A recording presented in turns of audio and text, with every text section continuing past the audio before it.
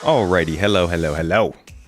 Folks, my bad. I was not prepared to go live right now. How's it going though? We're here. It's safe. We're okay. It's Monday. Mondays. We like Mondays, don't we? We choose to enjoy Mondays. It's kind of a choice, I feel. I usually choose the not so positive. But today we're choosing the positive. Happy to be here on a Monday and talking about, what do you think? Oh, I don't know. Maybe some Star Citizen? We're going to jump into the actor feature team today. A team of people who work on very important features, but we don't ever, we like very briefly see their work. When you hear about the idea that they moved all their developers over to Squadron 42 from Star Citizen, and that those people are doing work that's not coming to Star Citizen, this is the main team that did that. It is the actor feature team and those kind of focused around that. So today, I thought I would give you a little introductory to Richard Tyrer, who is the head of the actor feature team and is in charge of a lot of that work that's going to Squadron first. See what he kind of has to say about the features they're developing and his philosophy on getting in the Star Citizen. And then we will take a look at the entire team altogether, where they will have a little Q&A, answer some of the questions we have for things like scanning and parachutes, vaulting, swimming, death, you know, the important things, the player-facing things. So, thank you all for joining me. If you are here, welcome. Hope you're having a good week. Hope you had a great weekend. And hope you got to dance as much as I did. The wedding was fantastic.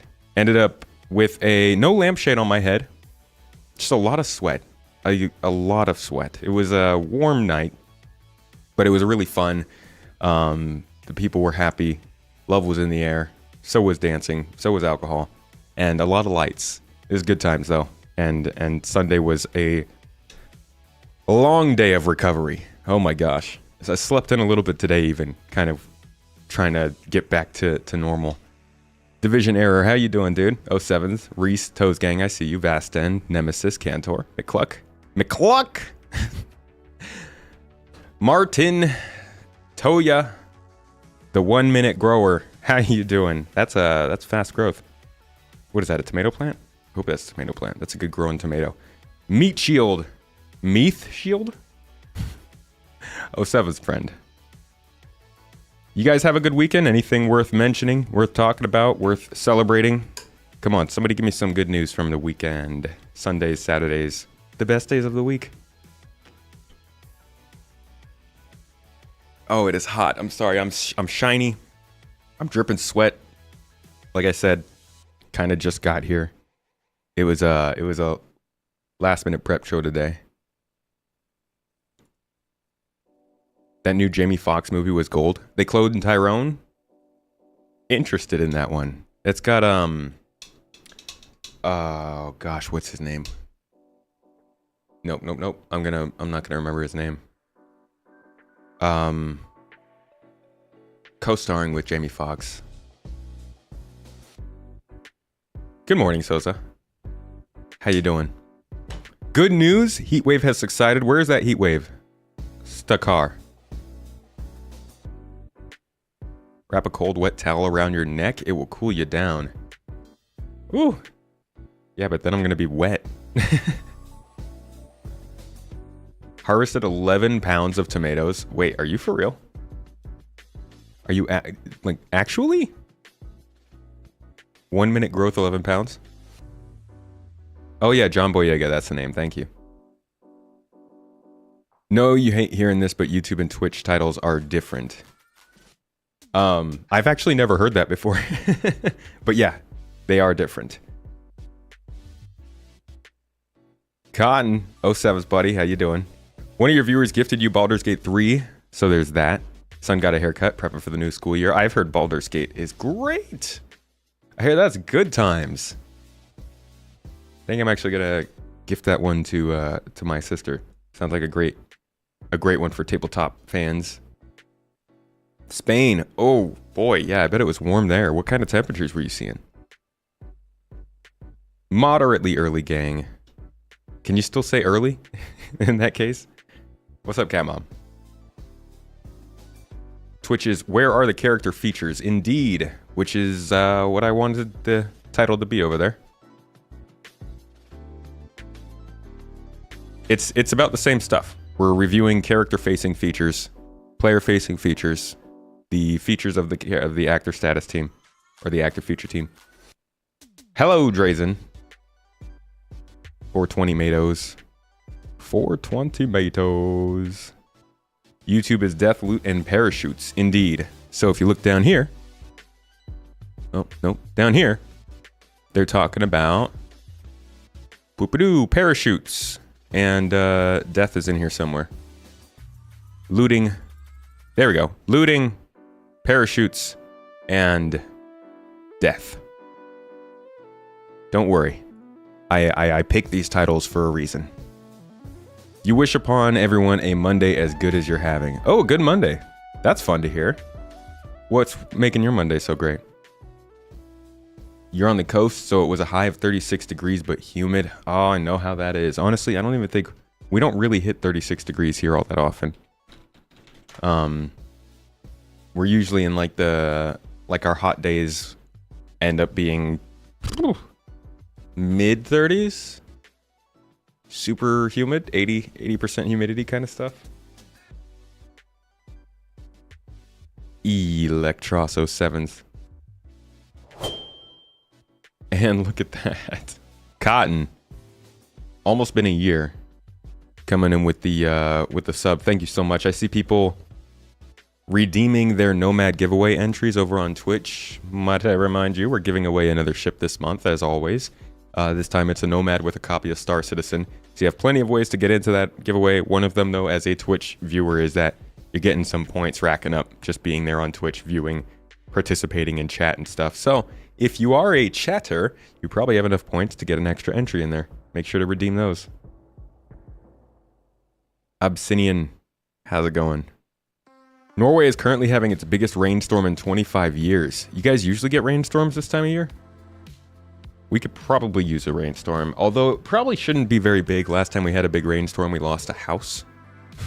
So maybe if we could lay off on that for a little while. Stanko, dude. Hello, Toes. How you been?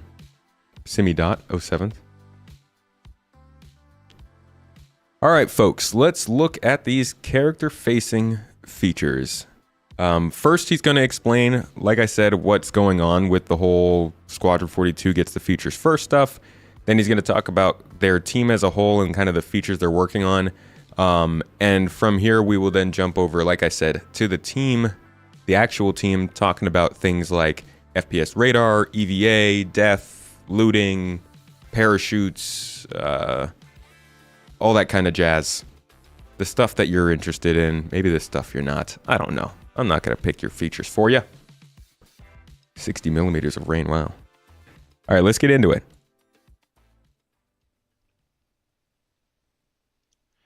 Hi, everybody. Hi. Welcome to Star Citizen Live. Oh, we've got muted. So we're in a different computer, in a different studio. And see? Now we go. Fix the audio. We're in the Austin studio. Hi, welcome from Austin, Texas. I'm your host, Jared Huckabee. And that really does look like Austin, Texas, you know? Hey, is that a fractal case? Aw, my first case was a fractal case. That nostalgia. The Austin studio because we've begun the filming process for Digital Citizen Con 2951. It comes out October 9th. Oh, yeah. Yeah, so this is a little old. Like I said, this is 2021. I feel like we're probably going to get a little bit salty watching this, now that I think about it, guys, because most of these character features that we're going to be talking about here are still not in the game. And this is a full almost 2 years ago now when they kind of made this strong statement about what direction they were going to go with this. I don't think that the Starfield release is going to hit the SC player base that much. I mean, I think there will be a noticeable dip if you're watching a graph of players, but long term, I don't really think it's going to do much, no. 07 Joker. Why are we actually living in Turkey? My wife's from here. And this is, we came to her hometown to live here for a little while. There's more to it than that, but generally, that's why we're here. Would I rather have a parachute or a jetpack? Or a hoverboard glider? Jetpack for sure. Which ones do we not get salty about? Knocked Live, thanks for the raid. Appreciate you.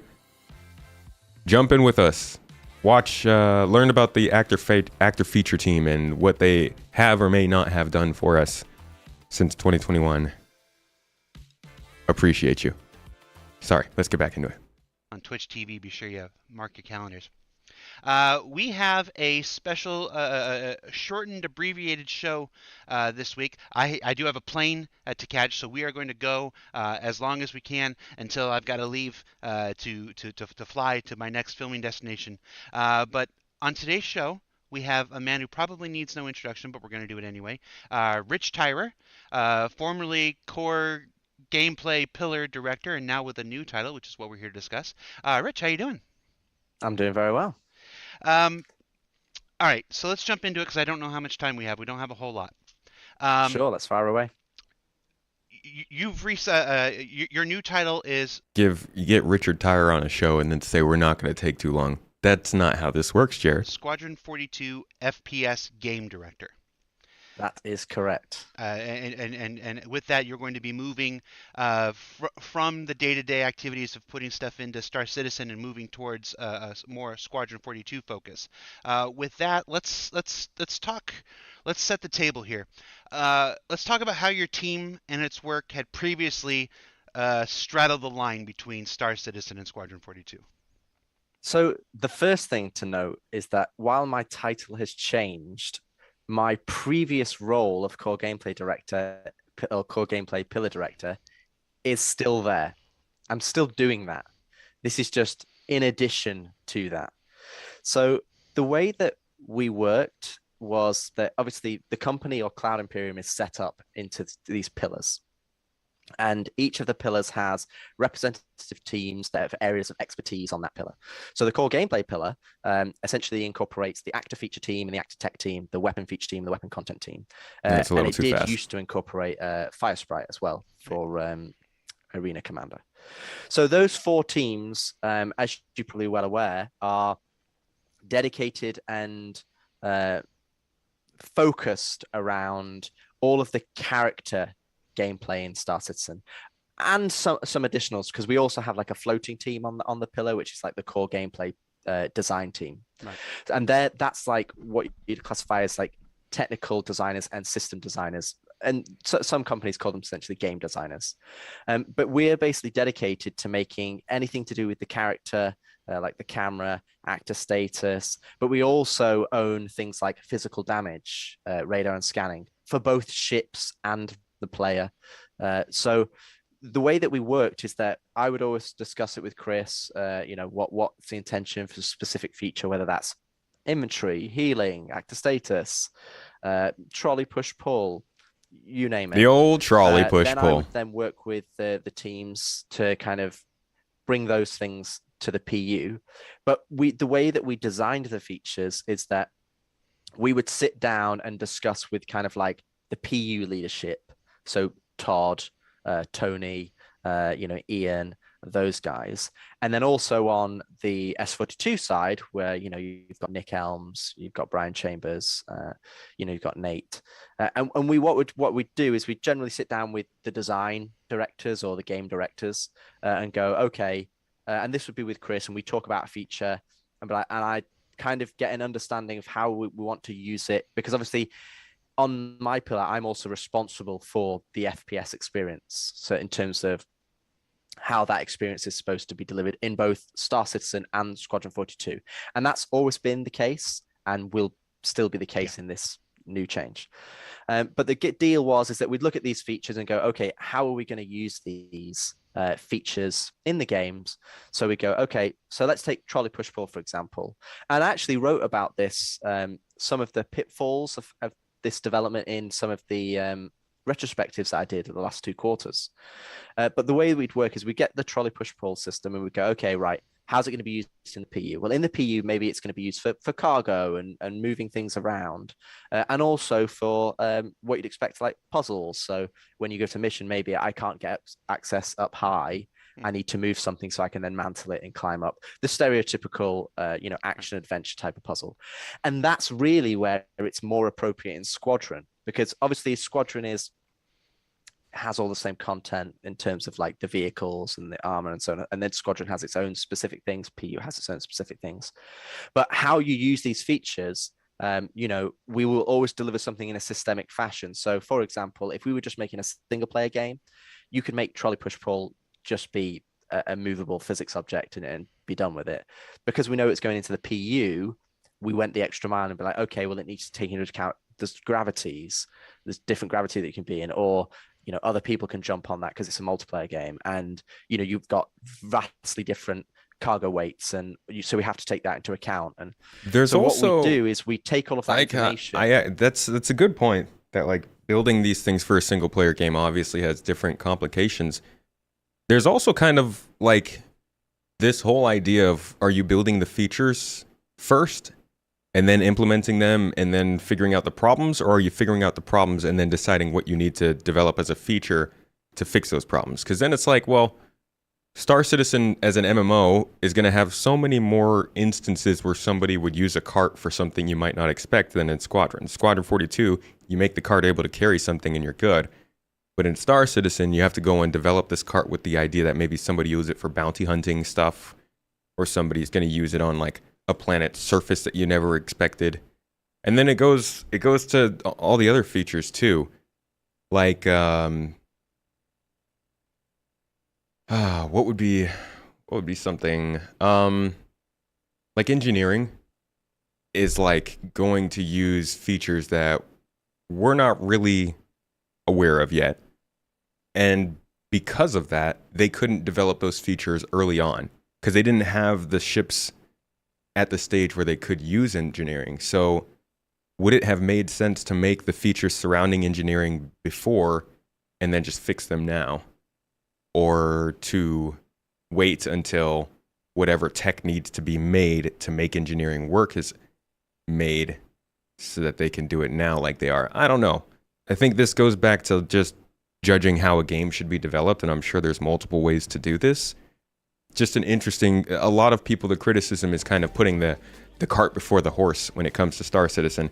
And I never really know which part is the horse, The thing that always gets me is like they had to sell all of these ships for however many years, ships that they knew would have engineering features in them, but they didn't have the money or the manpower or the code to make the engineering that would make those ships functional. So should they have not sold the ships until the engineering was ready to be in the ships so they were fully featured? But if they did that, they wouldn't have been able to make the money to hire the people to make the engineering feature. It's just like a circle, which is why this project is pretty wild. Makes you a bit worried about FPS mechanics being designed around single player for Squadron and then chucked into SC. Yeah, that's a big worry about a lot of these features. Almost all of these, master modes, right? That's the same case with master modes. It's the same case with the AI, same case with the vaulting. Just a lot of these different features are being developed in a vacuum in Squadron. And I know, obviously, they're keeping Star Citizen applications in mind, but look at how much work you have to do, or at least what he's talking about, to take a feature from Squadron ready to Star Citizen ready. Hence the change to anti-grav trolleys. Right. And look at how long that's taking. Is that what's going to happen for every feature that goes into Squadron? Or at least every feature they developed before Squadron that now has to go into Squadron and then come back to us? Everything about a single player game is different from how you make an MMO. Literally everything you can think of. Even worse case is FPS scanning. You hope CIG takes the levitating trolley into the hoverboard?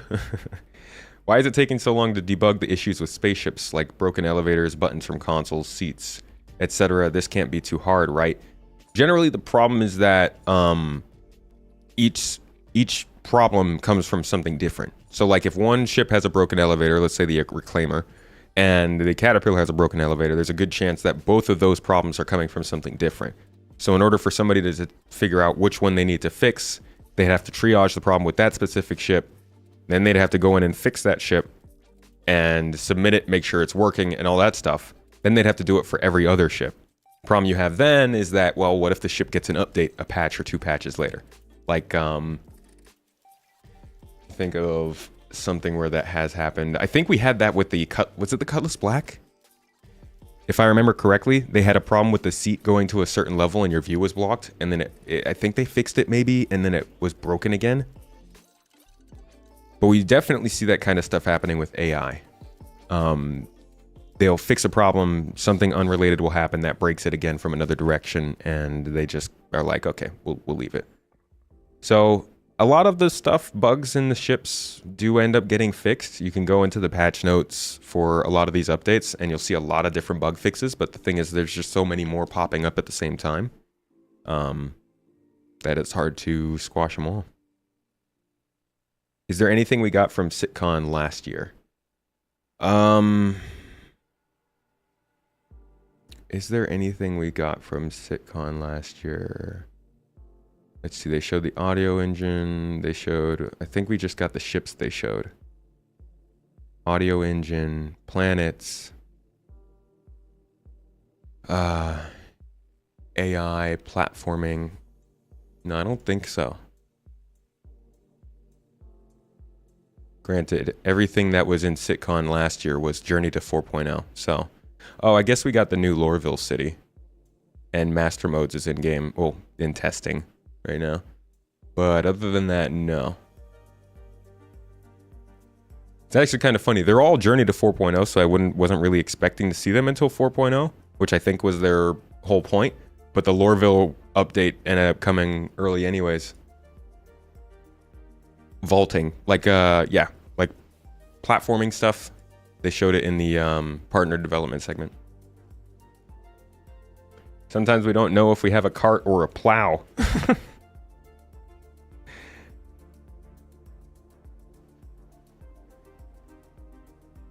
Hello, Micro.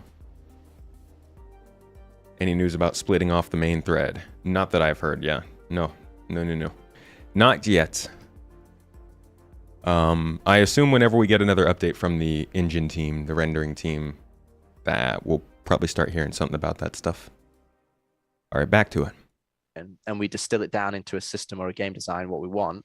And then obviously my job is to make sure that we're distilling that down and that fits into the overall vision and experience of the game, both Squadron and Star Citizen, in coordination with, Todd, Tony, Chris, and Nick, and so on and so forth. And essentially we would tier it in a way. So we'd start off with a tier 0. And the tier 0 would be, what is the minimum viable product that we can push this development piece to the live audience to kind of garner feedback and gather feedback and then tweak it. But because we're such a big company and we have such big releases, generally by the time we've released a tier 0, we're already well into another feature. And then the T1 kind of comes at a later date. So, for example, a really good example of this is Actor Status T0. We released in about 2018. I remember we talked about it at CitizenCon. Yeah. I think it was the patch after CitizenCon, which was hypothermia and hypothermia, and then and eating and drinking. And then since then, we did a force reaction update, which tied into that. And then now we're about to do Actor Status T1, which is the next extension.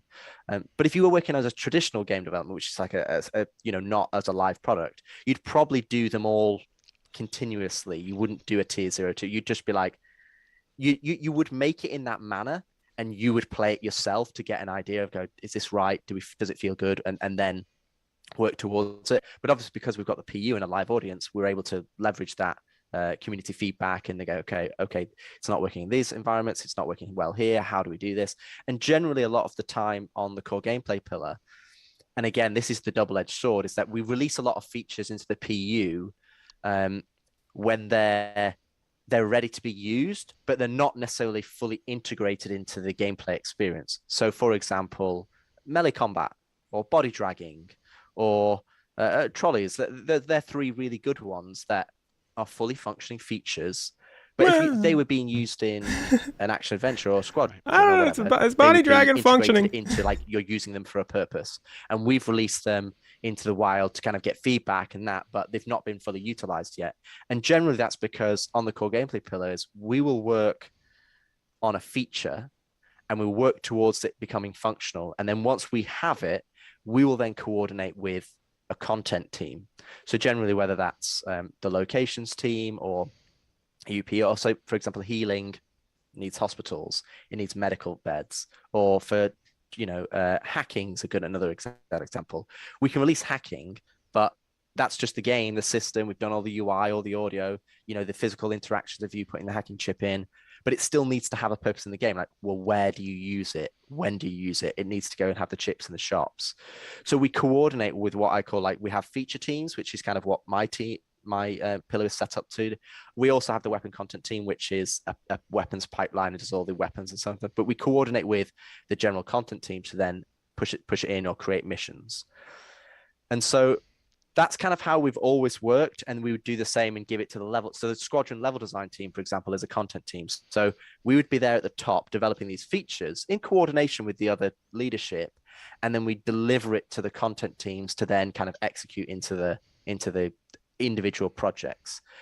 The way it kind of works right now is that we would deliver it maybe before the content teams will have access to it, and then they'll put a wrapper around it. But that's kind of how it's previously worked. To be honest, it's kind of unique in game development. It's not something that happens everywhere. I mean, it's something that's definitely new. I've only ever seen at Cloud Imperium, but it's the nature of how we're developing all of these different projects. When was the active feature team? Man, this building both these games at the same time, I don't know. I think it does kind of feel like just building out Squadron 42 first would have worked, but then again, they wouldn't have been able to fund Squadron 42. I mean, I guess they would have been able to fund it if it was a small game, and yeah, I don't know. Like, I think they ended Kickstarter around $2 million raised. I'm trying to think if Squadron 42, what it would look like if they were gonna say cap it at like 8 million for the development, for building the company, building out the game, doing all the, I mean, there would be no mocap, right? It would have been just super limited. It definitely wouldn't have been like a AAA kind of game. It would have been more of an indie sort of, maybe a passable game. But man, I don't know. I don't know if there was a possible way for them to make Squadron 42 before making Star Citizen without just compromising a ton on what they really wanted to do. Yeah, it would have felt more like maybe X4 or Everspace, probably. That would, I don't know, how well would that have done? They could focus on Squadron first, build up the company, have a shipped product, get the rep, have limited co-op multiplayer, then start working on SC. Yeah. They would have probably had to do all of that in like $5 million, if that. Not even that, right? Because a lot of the initial Kickstarter money was specifically for the persistent universe. I don't think Squadron would have been able to get people excited enough to fund it to this level that Star Citizen did, because Squadron's more like a freelancer, is it? Or is it Wing Commander? Wing Commander, it was more like. Would have just been 24 missions with no real FPS. Wing Commander 2, glad they're going the route they are going now. Would have limited the scope and scale. You're glad they went this route. Getting feedback on features and ideas is great for the single player experience. Everspace could meet them halfway with Everspace 3. Could. I'd be down for that. Everspace is getting to a good point. Kickstarted would have been way too low. Both share the same problems either way from your point. Yeah, but it's much easier to get funding for Star Citizen because people can play it. They wouldn't have let people play Squadron beforehand, so they wouldn't have been able to have a way to really fund it. You can't sell spaceships for Squadron. You can't let people play a live version of Squadron. It just would have been, they made the game and then sold it in a couple of years, and nobody would have been pouring thousands of dollars into getting that done. Which is part of why I think people don't like Squadron. Because Star Citizen's getting the funding, Squadron's getting the development. Is it fairly linear in terms of gameplay or single player open sandbox? Pretty linear from what we've heard. Not like you can't do anything that they don't tell you to, but as like a military campaign, I think it's very much like you're sticking to a general storyline. But I don't know. We don't really know enough about it to make that call, officially speaking at least. No leaks from here. I think if they built Squadron first, it would not have had the features it has now. Oh, for sure. Yeah, definitely. Sell vertical slice demo episodes for Squadron, then sell full price Epic Collection. Do you think Chris would do that? With the way they treat Squadron 42 now, do you think they would sell demo episodes? I feel like he would melt into oblivion at that one.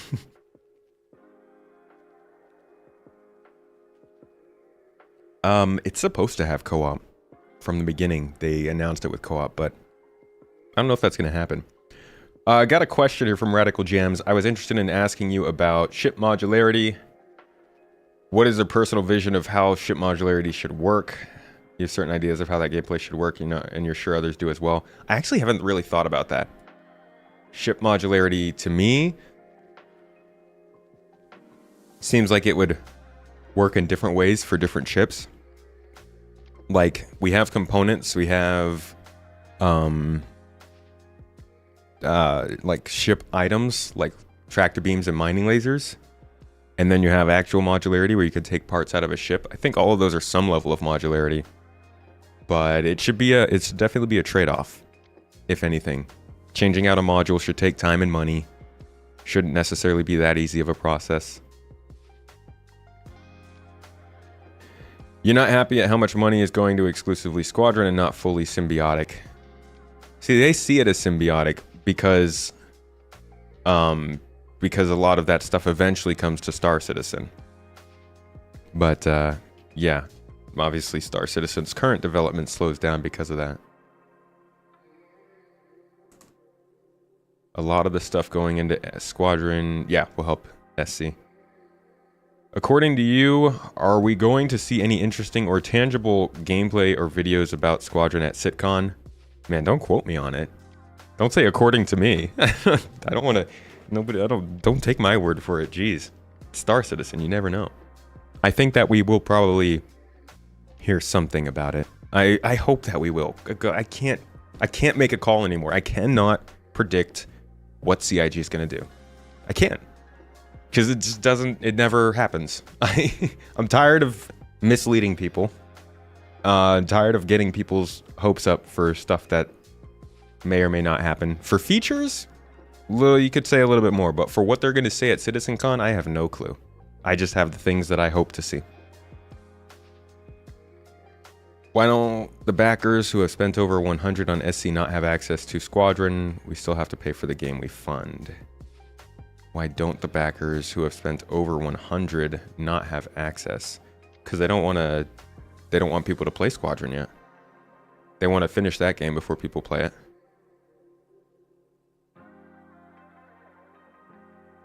All right, let's get back to this. 2015, 2016? Well, Jens is probably the first. I think. Yeah, we're talking. Yeah. I mean, it's one of the first ones. I think we're talking a while ago. Okay, so that's how the team has worked from then up until now. Now, obviously, you know, while we don't necessarily talk about it at all the time because we want to preserve many of the surprises, the plot points, the character points of Squadron 42. Development of Squadron 42 has been continuing right alongside Star Citizen this whole time. Yep. Recently, we recognized we identified a need for a change with Squadron 42, with the way that we've been developing Squadron 42. Talk to me about what we realized what that need was. So the biggest thing is kind of how I discussed there. You have the feature team and you have the content teams.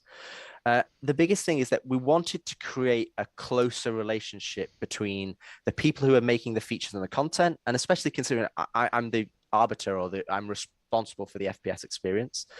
So when we've had discussions with Chris and talking about it, we wanted to create a closer relationship between the feature teams and the level designers, who are basically the people who are using, they're essentially the client who are utilizing these features.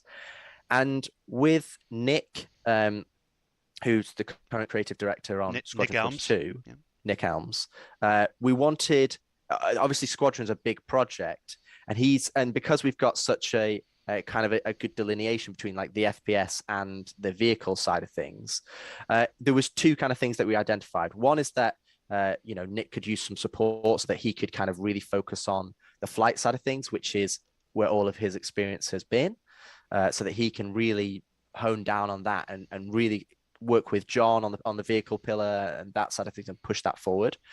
And on the actor side was that we wanted a closer relationship between the technical designers and the systems designers, because the technical designers can help more on the technical side of things with implementing like AI and so on and so forth. So there was lots of these different individual reasons, like a closer relationship with AI in terms of the technical implementation with the engineers, with the level designers, and kind of bridging that gap, which is usually a traditional pipeline. It's just something that the way the pillars are set up, it kind of creates this two-step process. So that's where kind of I came in to kind of come over. So essentially all of the FPS level design teams and the social teams on Squadron, essentially anything related to do with the character gameplay, they're kind of coming and being absorbed onto the core gameplay pillar. And character that's why I said features. I'm still doing the core gameplay pillar direct. That's still a role that I fulfill. Mm-hmm. I just have a superseding role that kind of encompasses that plus the level design aspect. So that's where I'm coming on to help out on the game direction for the FPS side of things, and kind of skipping a beat, because what would happen is we go, okay, this is a feature that we want to introduce, like trolley push pull or whatever, or any of the weapons or armor or any of the other mechanics we want. And then there'll be a step of teaching that to the level designers and what they need to do. But now they're going to be part of that process, which is a more traditional way of doing it. Generally, you would sit down and you would work, the level designers and the system designers and the technical designers, they kind of work together alongside like the environment artists and the animators and so on. And it works sort of off topic because it's not about their features and their core gameplay stuff, but it does feel like this is what's happening with the missions teams and the locations teams now.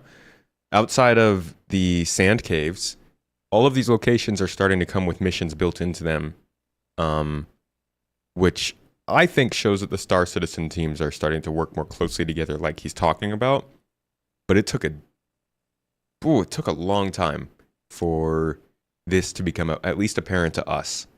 And it's nice that it has, but when people talk about how long this game's been in development, I don't think they realize how, I don't want to say cluttered it was before, but it certainly felt like the game did not have as much direction where it was headed until maybe the last 3 or 4 years. Even now, it still kind of doesn't. Like, there's no progression of new features in each patch that sort of tell you the story of what they're building. But, like, it would just be, like he's saying, you'd just get random feature here, location there, mission giver here. We get trolley push pull and not really know why to use it. Turrets would get added to the outside of bases where you couldn't shoot anybody. It was just like they were building features just to tick off lists almost, instead of to like look at the experience that we're getting and sort of tangibly build it to be coherent. So that's been nice recently. It's felt a little bit more like that. Mist, I see what you're saying. I think they just wanted, I think it honestly, it's probably a legal thing. You have to specifically say that you're purchasing Squadron so that they can like separate how the purchases and the funding for whatever is being reported or something. I don't know. Then all of the money goes to the development of either way. But yeah, I think they just want to make sure that you are deciding which game you're buying. I think they just built the features first, then linked them together. This feels like a job interview so far. That's kind of what this is. This was the show where they announced the way they were changing what he does for his work. So he moved around in the company right before this episode, and they basically spent the first like 30% of the show deciding why that was the case. Together Shotgun to release. create a thing. So, for example, let's say I take body dragging. Hey, Fate. If we were going to make body dragging, generally what you do is you go, hey, we've got a level. It's a stealth level. We need to be able to hide the bodies so that, other people don't see you. That's part of the mechanic. And we go, cool, we'll implement body dragging for that level and make it work. And so what we do is we're going to start doing that process. So we're going to start implementing these features within Squadron, but still taking into account the PU considerations, because that's still part of my responsibilities. And then they will go to the content teams, but it will hopefully they'll be more proven and more executed because we've already implemented them into actual real gameplay scenarios, rather than like test maps or testing out theories and so on and so forth. Let me see if I can put this in a little context for some folks. While the Star Citizen universe is a sandbox, it's a big, it's open, wide sandbox. Squadron 42 is and this may seem obvious, but for new people who have joined the project recently, maybe it's not. It's a very directed experience. It's a streamlined experience. We're telling a specific story for a single player adventure, and a lot of that. And while it's at its heart, it's a space sim. There's a lot of outer space stuff. There is a significant amount of FPS gameplay in Squadron 42. Absolutely. I mean, to be honest, if you took Squadron 42, Squadron 42 is basically a giant mission inside Star Citizen. That's what it is. And the Star Citizen vision is that the flight and the FPS are supposed to be a cohesive experience. And right now in Star Citizen, we have the vehicles and we have the experience, but we don't have the combined experience yet. We have some of it. You can go and do some of the missions like in the bunkers and so on and so forth. But it's short range combat. You don't have any mid to long range combat yet. We don't necessarily have AI on planets. These are things that are coming and that we're working on and actively working on, but we don't have them yet. Like the ballista or the tank. They don't have a specific purpose right now. And that's because we're moving all the pieces in. And, they still really they don't have a specific purpose. Oh. Right. They still don't really have a specific purpose yet. I mean, we're getting the A1 into the game, and we still don't really have something to bomb. And we do have ground vehicles, which is nice. But like one of the things you mentioned there was AI on planets. We got AI navigation on planets about a year ago, a little more than a year ago now. The best place for those to be added would be outside of bunkers, though. And we don't have them. It's just a bummer. Can I release a YouTube music playlist for your music? I'd have to upload it to YouTube first, my friend. It's all hosted locally on here. In fact, I don't even know if I could do that because it's all coming from a royalty-free website where I'm paying for the music. Actually, now that I think of it, that royalty-free website issued a copyright warning to one of my videos. I have to tell them not to do that. Yeah, this is from 2021, back when they first started splitting the feature development between Squadron and Star Citizen. Got that Ares to show up this weekend. Had fun shooting stuff. Thanks. Thank you for letting us know. Glad it ended up getting to your hands, dude. I hope you're enjoying the Ares. Everything in 42 will be added to the PU, right? Just about, yeah, feature-wise. At the moment, you're going, well, I can kind of think where we're going, but what is it yet? And that's where we're going. Okay, no, we know what the end vision is. This is what Chris has been working towards, and that's what we're kind of building. In Squadron, we kind of know what the A to B is because it's less sandbox orientated, and so we can prove out the mechanics in a much simpler fashion on Squadron and make them fit for purpose there, but they can still be accessible and utilized within the PU because they're exactly the same features. There's no change in what we're making, still making all the same things. Priority is still the same. Right. It's just the way that we're going about it and the intentions and orientation, essentially. So when looking at these FPS levels and the FPS experience within Squadron 42, I feel like there was a sense that they could be making better use of the features that your team was developing, and stuff, and that's why this building this closer relationship between the feature team and the level design team in Squadron 42 will be a great thing for Squadron 42 gameplay. Absolutely. I mean, to be honest, it's about greasing the wheels. We're removing bureaucracy essentially, and I don't mean that in that previous way was a bad way. More to just it's like, how do we improve the communication, the flow of that information? We're 700 people working on 2 projects. There's across five or six studios in terms of location. There's a significant undertaking in terms of making sure that the vision is clear, that the game we're making, that the game we're making is made in a collaborative manner, not a design by committee manner kind of thing. And I think there's a very distinct difference there, where it's not everybody voting, and then we're trying to make a singular vision, because that's how you achieve excellence.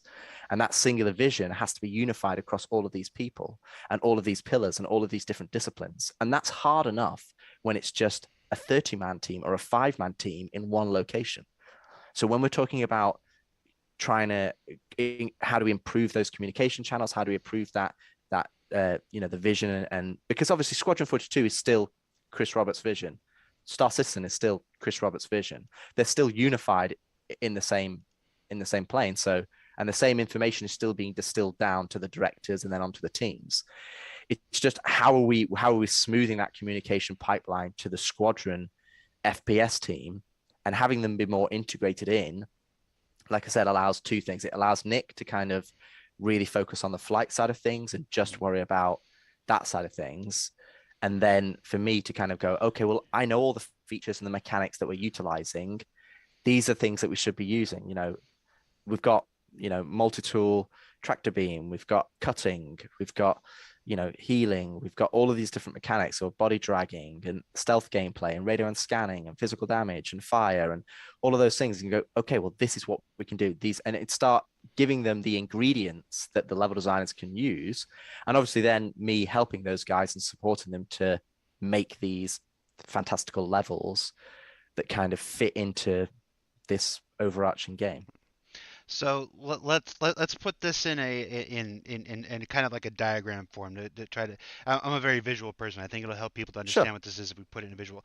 Yeah, because it's probably quite complicated. Me just talking about it. It's previously there's the actor feature team, and the actor feature team had one leg in the persistent universe and the other leg in Squadron 42, like Jean-Claude Van Damme at the top, on top of those 2 18-wheelers in that commercial. Yeah.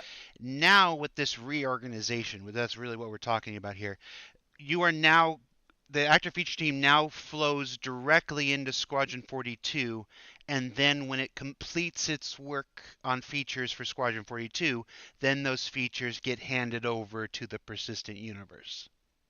Yes, and that's something that I think is very, the way I put it is that the core gameplay pillar, because it's not just actor feature teams, the core gameplay pillar which actor feature teams.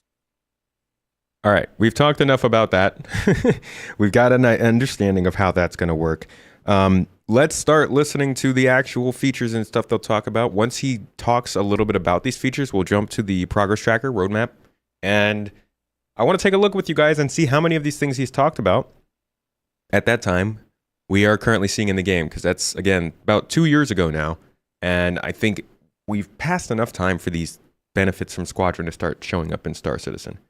That is not a professional opinion. I have no actual reason for saying it's been long enough, other than just being a player who has their own uninformed but highly reactive understanding of when features should be delivered.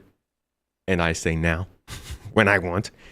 Last year it was said 4.0 will come mid-2023, when it was, they actually wanted it to come at the beginning of 2023, believe it or not. When is it supposed to come in? 24, 25? They only talk about 320 and maybe 321. Although last year it was said that 4.0 would come after 319. Yeah, they don't know when it's coming. We don't know when it's coming. Nobody knows when it's going to be coming. They gave their best estimate, if everything went well, to when it would show up. Everything did not go well. Everything went very, very poorly, and they are heftily behind schedule when it comes to 4.0. So nobody can really put a date or an update after which 4.0 might show up. All we can do really is, honestly, all we can just sit on our hands, to be honest. It's usually, I would say, look at the monthly reports, listen to their recent update on it in Inside Star Citizen, but at this point, they've taken away just about every piece of ammo I have for inform yourself. You can no longer inform yourself on 4.0. You simply can't. They've taken away that ability from us. So you just gotta wait. I'm sorry. You want to see a capability map showing how each function links together and a heat map showing how advanced it is? Oh my gosh. How will bounty hunting work if you only have a single seater? Do they plan on bringing them in alive being a bonus or requirement? You're going to have trouble bounty hunting in a single seater ship. You're going to have to find something. The best you're going to be able to do is probably a Hawk, which is a single seater, but you have space for a bounty. But yeah, bounty hunting is going to be for ships with interiors, like the Cutlass Blue and stuff. They haven't stripped away my hope. I mean, I'm still completely of the belief that 4.0 is coming. All I'm saying is that what I used to always have, which was specific details and communications to rely on, I no longer have. So I can't be any more helpful on when 4.0 might come than any other person. There's no extra information to find. There's no obscure references to make use of. All communication regarding 4.0 has ceased, except for little mentions of like Pyro in the monthly report. Pyro is meant to come with 4.0 then, yeah. Yeah, Avenger Cutlass, or Avenger Warlock Cutlass Blue. There are a few ships that you can get for bounty hunting, but again, they're really going to be ships with interiors. Having a single-seater ship, I guess, okay, so when he says single-seater ship, I don't believe he meant like literally a ship with a single seat. I think he meant a ship with no interior, right? That's going to be a struggle to do. Might be some info at CitizenCon. There might be. Abdi, dude, I saw you come in earlier, by the way. How you doing? Gonna bounty hunt in your Harbinger. Bathroom is the best place to put a bounty. You want to offer a... I don't want promotions. Get out of here. Leave us.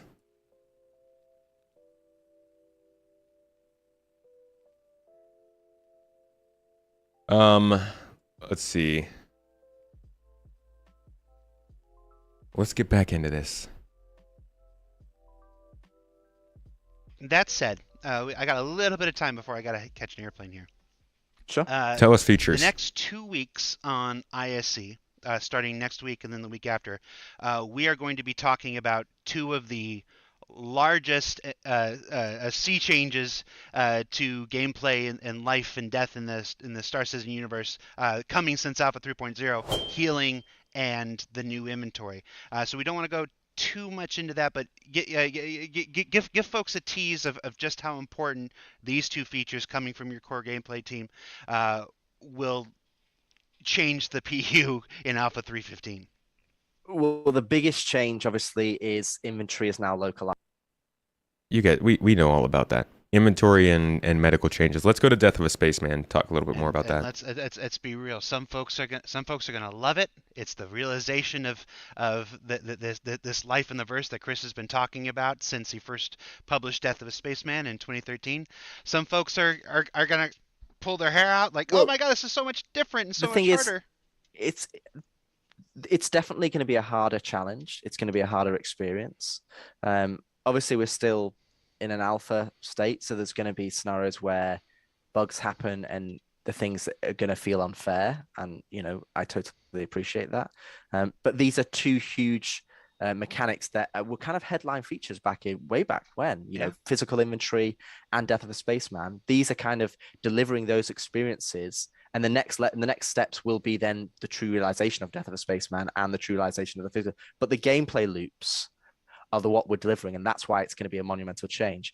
But I mean, I look at it this way: like if I played any survival game or Rust or Ark or any game in general, and I put God mode on, or I can just access everything, or I played Witcher 3 and I had an infinite inventory.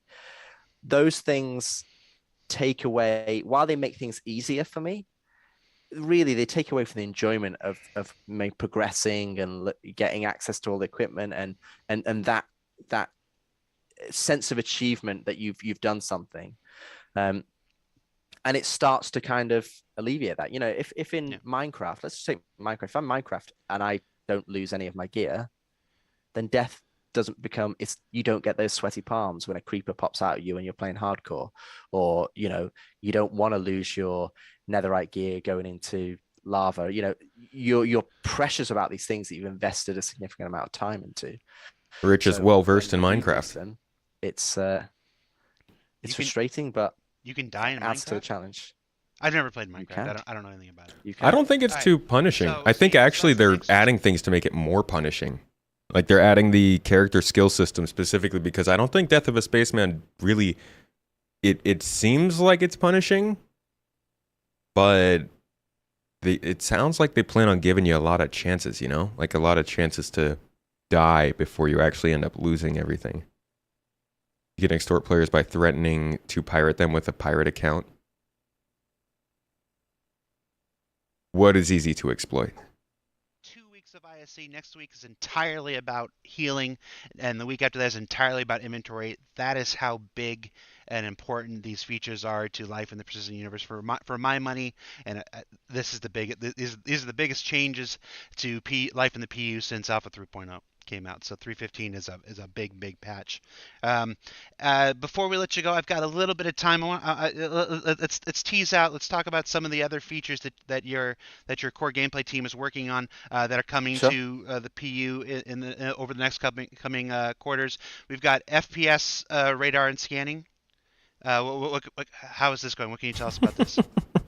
So yes, we have FPS radar and scanning. Radar and scanning we were the team that kind of worked on the ship radar and scanning. So the ship radar and scanning alongside the vehicle tech team who kind of delivered that core system. Essentially, we were the design arbiters around it. And if you notice that a lot of the things under the hood are what we changed. So how the signatures work in terms of you being able to hide in the shadow. The thing is, it's not permadeath. I mean, I know we keep calling it permadeath, but it's not. You never lose your stuff. Never. You lose the stuff you're carrying, but everything in your inventory, like it's not like you just lose your account if you die, If you have stuff at your house, in your hangar, in all of your ships, that stuff doesn't just disappear. It's only your character that gets removed.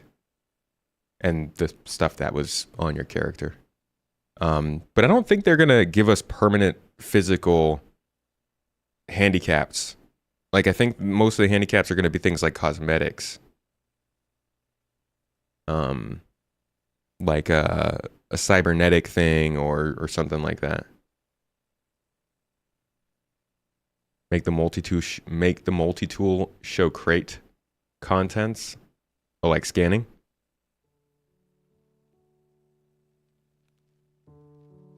Lies and BS CIG have fed us over the years is absolutely absurd in my eyes. This project is on the way to the dumpster fire. I hope I'm wrong, but I don't see how this funding model is sustainable.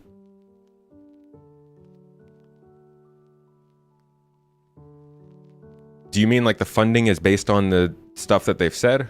Or just that are those things connected? The lies and things they've said versus their funding model? Because I don't think the funding model is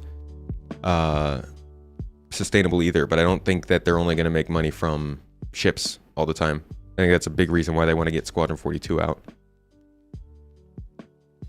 You're afraid of Death of a Spaceman may bring a level of hardcore which the inherited possibility of frustration may render the game undesirable. I will agree with you there. I think a lot of people don't know that this game is aiming to do things like Death of a Spaceman. We saw this kind of reaction back when 3.15 came in and people didn't like the idea of losing your inventories, and I think we'll see the same reaction for things like heat systems, making it harder to fly in atmosphere, control surfaces, making it hard to fly slow, reputation systems, getting you killed by security for doing something, and Death of a Spaceman kind of stuff, even manual loading and unloading of ships. I think all of these are types of things that are going to make people leave the game. And I had a bit of a moment with Goat. He's a Escape from Tarkov creator. I just had him on the podcast, and we had some time in there where we talked about, should a game cut features and limit the vision of what they want the game to be for the sake of the player base to remain larger? Or should they say, hey, people aren't going to like this feature. Who cares? That's how we want the game to be. And everybody's got a different answer to that based on different features. But I do believe that Star Citizen is the kind of game that does need to require a lot of people, but they should stick to their guns. They should stick to what made this game special, what drew people to it all these years. And I think Death of a Spaceman was one of those things. When you die, you have to create a new character, but you're still going to have all your stuff. Yes, when you die, so the way this works is you get some amount of lives, right? Let's say 8 lives. You can lose every one of those 8 lives and just keep respawning as your player, as we do right now. At the end of those 8 lives, you lose that character, and all of your stuff gets sent down to your next of kin, like another character that you create. You might take a hit on your reputation, because obviously you have failed. You'll take a hit on money because of insurance and all that kind of stuff, and taxes. But like your ships and your house and all that stuff, it gets passed right down to your next of kin, and you just keep playing on the same account. It's not like you're just gonna start over from ground floor. Game has too many instability issues for it at this time. Yes, definitely something more for the launch of the game than for the alpha. SC won't have the luxury to alienate a large part of casual gamers, but they already are. I mean, would you say that casual gamers are interested in Star Citizen right now?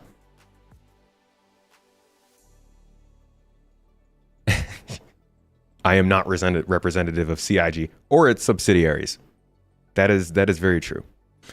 Most people are here for fancy spaceships, not because someone said their character can actually die in a couple videos few people actually saw.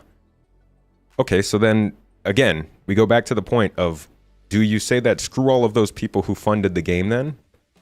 With that kind of excitement? Or do you say, hey, people like spaceships, forget about everything else, people like spaceships, let's just assume that nobody wants any sort of death mechanics. 8 lives has not been stated by anybody. I'm making just general arbitrary values. In EVA Online, you lose skills if your tier 3 ship is destroyed or something back to level 3. I mean, imagine if Elite Dangerous didn't have the fly without rebuy rule. Fly without rebuy in Elite Dangerous is completely, hey, if you go out without money and you lose your ship, you lose your ship. And I feel like Elite Dangerous players have never been like, hey, you're scaring too many players away with that kind of idea. Let's make it so that you don't actually lose your ship. It's kind of what these games are going for. This feels like the same argument. People wanted Dark Souls to be easier versus the vision the company had for the game. Interesting and fun are not removed by Death of a Spaceman, and those two concepts are also subjective. True. 9 lives would be solid. You are the definition of a casual Star Citizen gamer, getting enough satisfaction listening to streams, podcasts, YouTubes, perfectly happy to continue waiting to play. Are any of us casual if we're in this stream? I feel like we're all pretty big fans. You backed it because you wanted this game, not another game, so you don't want them to change their vision. Long term, they'll have to be attractive to a larger community. But what's larger? Let's say, like, if there are 6 billion gamers in the world, let's say Star Citizen is a very, very, very niche game, right? And it has to apply to 0.1% of those 6 billion gamers. It's 0.1% of 6 billion. I don't feel like mathing right now. Type that in completely wrong. That's still 6 million people. Like, there's such a large amount of people that this game could be marketed to once it's actually finished. I think right now, obviously, the pool is nowhere near that size. But, like, how big a 0.01%? What is that, still 600,000? depending on what they do for monetization, if it's cosmetic or something, it might be able to survive with 600,000.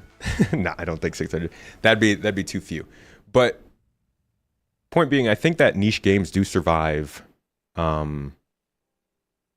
with the right size community. I do kind of agree with you that this game, they've blown it up to be large enough that it does have to appeal to a wider audience than when they first started this. That's for sure. But I would be wary to say that they should compromise everything that made the game what it is this whole time for that sake. I think there's a middle ground that they can hit, and I don't think Death of a Spaceman goes over that middle ground. It doesn't seem that unforgiving to me.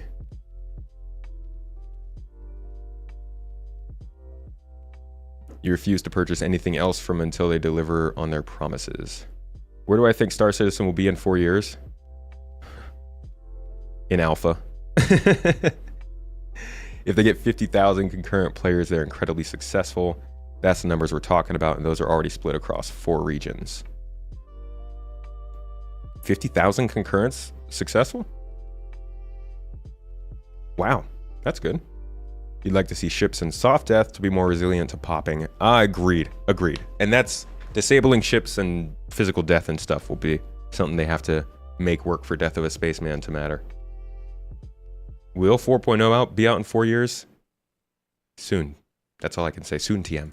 Of larger signatures and so on and so forth. So FPS is an extension, and this is why we did it, because we didn't want to create 2 systems that people have to learn that are totally different. You're going, oh, what? We wanted a seamless experience of you doing a ping or doing a scan, getting out of your cockpit, and you still have that information, and you can then continue to use it. So FPS radar and scanning is the realization of that mechanic that you can ping out, detect contacts. The biggest thing about FPS radar and scanning compared to ship's version is that we still use EM and IR signatures, but it uses dB, so sound, instead of cross-section. So in space, they use cross-section for like line of sight. On the FPS, it uses sound, so it has the 3 signatures. We also have, you can scan, so you can do scan ships, you can scan people and find all their information, whether it's a bounty target and so on and so forth. We're developing and working with the UI feature team to create like the actual radar, so like essentially the minimap. We'll have them in. And the one thing I would say about FPS radar and scanning is that it's not intended to just be like an I win button wall hack where you just ping out and you know where everybody's location is, and then that's great. Now you will have some aspect of that, but you're going to give your location away. So when you do a ping, all of your signatures are going to flare, and if somebody else gets pinged, they know that you've been pinged, and they know that where you are. So you've got to use it in a kind of way of like, okay. We still haven't seen this in practice, man. We've seen the scanning, but we haven't seen the interactivity, and I guess because they've shown us the Squadron 42 application of it. Gosh, we really better see this this year sometime. FPS radar and scanning. I'm going to use it here, but to give myself a quick overview of what's there, if it's if I think it's harmful, and then I'm going to retreat. Or if I do it, and if I'm on my own and I know there's 5 guys in that room, maybe you don't want to do that. Or so you got 5 guys in the room, dude, and you're worrying about scanning and other people. Eat your food. It's going to be a risk reward of whether you pull that trigger. I don't think people are just going to be going around pinging everywhere, because of the nature. You're giving away your location as well as receiving theirs. So there's going to be some nuance with that, but that gives you the I do like that mechanic. I really do like the idea. I mean, how creepy would it be if specifically when he says, if you ping someone, they will hear that ping hit them. I'm just thinking of all the like weird, trippy, sci-fi, fluttery, beepy noises that it can make. And like, imagine you're sneaking around in like an enemy base, like a pirate UGF, right? Like you're sneaking in on Ninetales, and you're undiscovered. Nobody knows you're there. You're deep in the compound. If they find you, you're probably screwed. And then you hear that sound, and you know that somebody in there has pinged and detected your signature. because I don't know, you're wearing some stealth armor that has hidden your heat signature and you're venting, and they happen to ping you at that time, and you know for a fact that they got your EM signature. That's the kind of tension I love. I mean, I actually hate it. I don't like stealth in games. I like stealth in games, but I don't like stealth in games. You know what I mean? Like, I love doing it, but it's scary. And those are the kinds of things that I think would just be so cool to experience.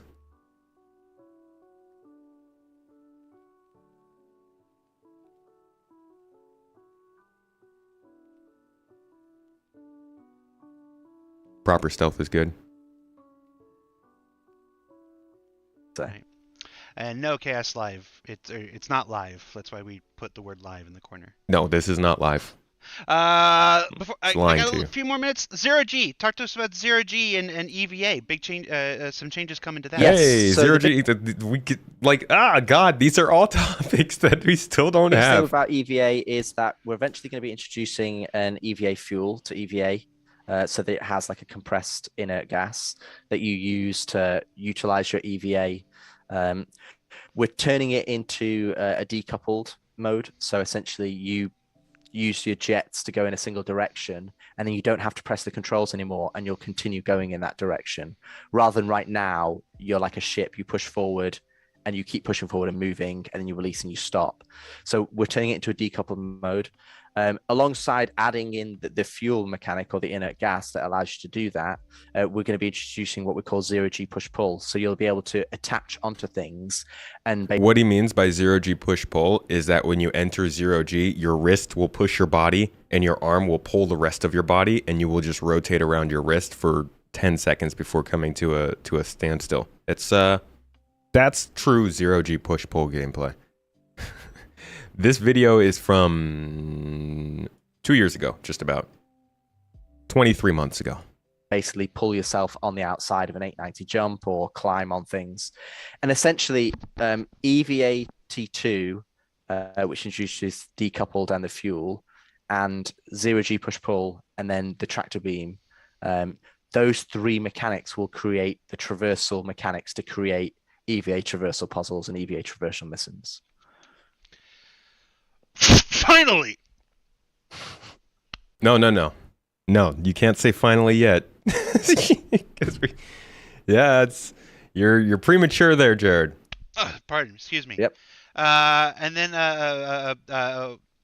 any changes to personal air thought? What was it? Pi? What am I thinking? Oh, what am I trying to Pi remember? is called it's player interaction experience. Yeah.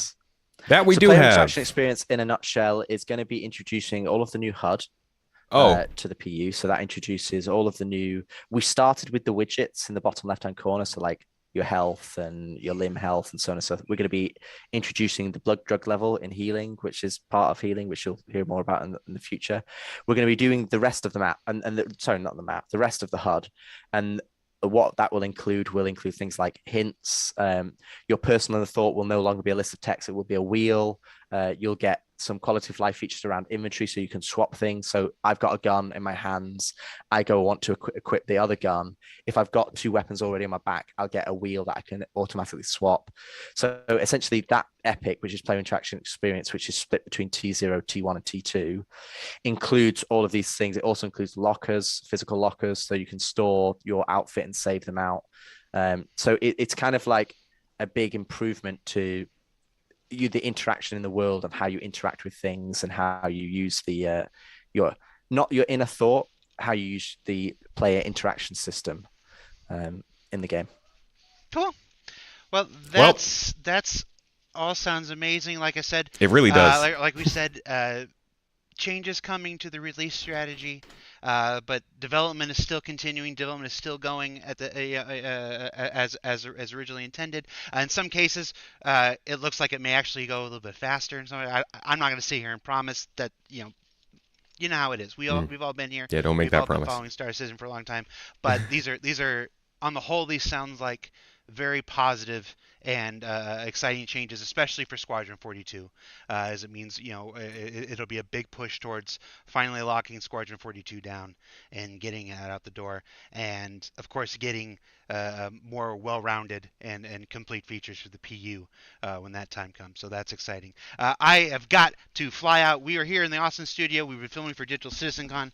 I've got to get out of here. Rich, thank you for joining me, and I'll talk to you later, man. Bye. Absolutely.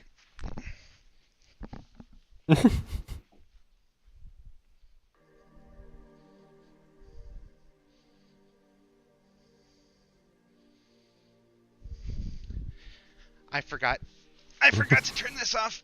Hold on. I didn't. We just sat there. Okay, let's jump into the progress tracker and look at some of the features that we just listened to. So we'll go from the back forward. We've got, gosh, now I'm drawing a blank. Player interaction. Again, progress tracker, so like don't take the dates as law. But here we are. Player interaction, we got T1, T0, and T2. Now, all of these have had a lot of work scheduled. T0 is meant to be an array of complementary features and systems all related directly to the player. So this is player status, item status, environment status, as well as interactions with the game world and objects within are covered under these systems. Now, I think that this has been reconsidered to reflect more of what we saw back in CitizenCon last year. I think that's what T0 is meant to be. And that update hasn't really come in yet. T1 says lockers. This introduces a consistent way to store clothes, armor, and items in a physicalized state. Also includes a more robust and tactile method of storing items on shelves and attachment surfaces. This builds on the personal inventory, expanding the inventory UI to include lockers. This is how we are going to probably avoid a lot of the time taking there is to get back into the game after you die. So when you die right now, you spawn into the game, and you have to drag and drop every item back onto your body to go and do stuff. The way it's supposed to work is that we are supposed to be able to put all this stuff into a locker on a spaceship or in your hab or whatever. You go up to that locker, and then you can select the loadout, and it will automatically put all the stuff on there. Your clothes, your armor, your backpack, your weapons, meant to take a lot less time for you to get back out and get ready to go. That would be T1, and like he said, that is something that they've been working on. I'm guessing it's in Squadron 42, but it's not in Star Citizen just yet, and they haven't been talking about it either. Now, Tier 2 builds on the existing heads-up display. This was the HUD update he talked about. Has a new look and feel, including a new equip and remove experience, a boot up and a power down sequence, and transitions between FPS and ship HUDs. This is, again, something that's not in the game. I want to even say... Let's see. I know I have a visual representation of what this would look like. It's very, very quick. You guys have seen it before. Usually we look at it when we're looking at the new HUDs in ships. Let me see.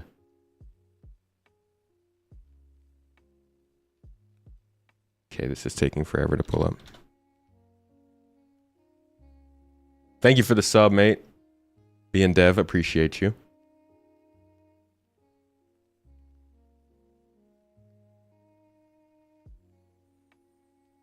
Where is this?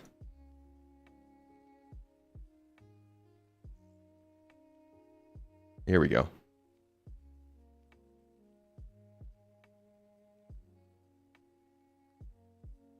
Okay, I think this is it. So this would be the new HUD, and you can see this is all ship-based systems.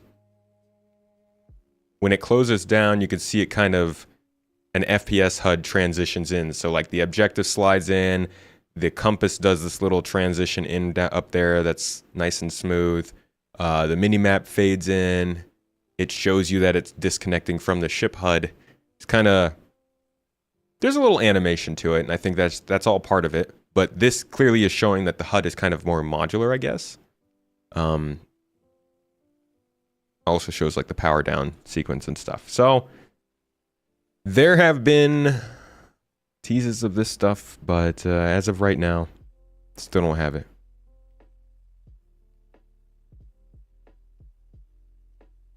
Yeah, it's the old new HUD. They actually never used this HUD. Or maybe they did.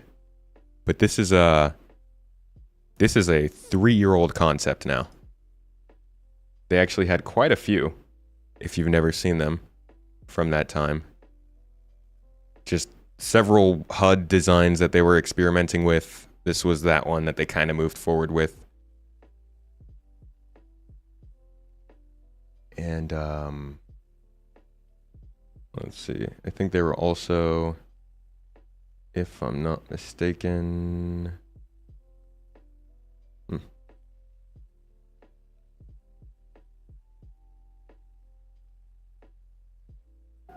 there were also some Drake specific ones. Ah, here we go.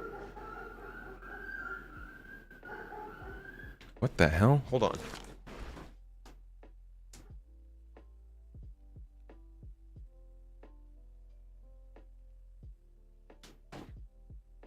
Huh. That was weird. Was not the normal dog sound. Yeah, so they had some Drake HUDs too that they were working on. You can see they went for a little bit of a different aesthetic. No, I don't think she's hurt. She does that. She will just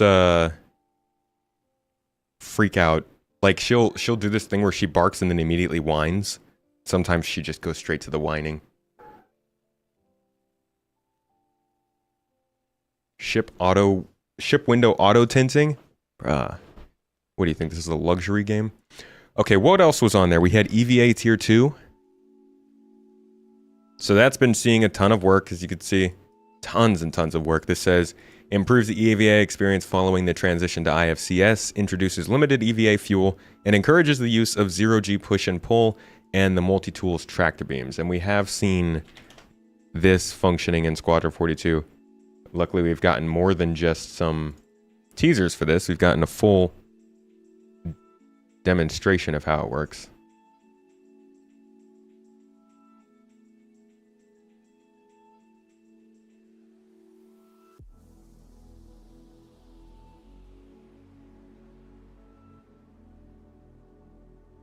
And you could see you do the whole crawling across the surface, flying like kind of like you're in water. The animations overall do look better though. And it's just another way of getting around in space. Not a big one, but one that they talked about back then. We still don't have it, but they've got it working in Squadron and they've talked about it in the monthly reports. I'm hoping we still see it in Star Citizen this year, but there's no guarantee of that. And then we've also got FPS, radar, and scanning, which is another one they talked about. And that one, again, also saw a lot of work over a long amount of time from a lot of different teams up here, honestly. It says, improves the signature system, supporting much greater distances and dampening of signatures by environmental interference and larger signatures.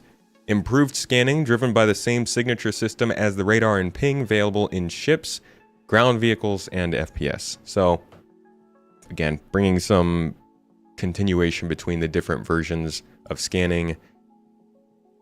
I'm hoping making it does sound like they're focusing on making this so that, like, if you scan an area while you're in your ship and then you land and get out of the ship, you still have that stuff on your HUD, which would make sense.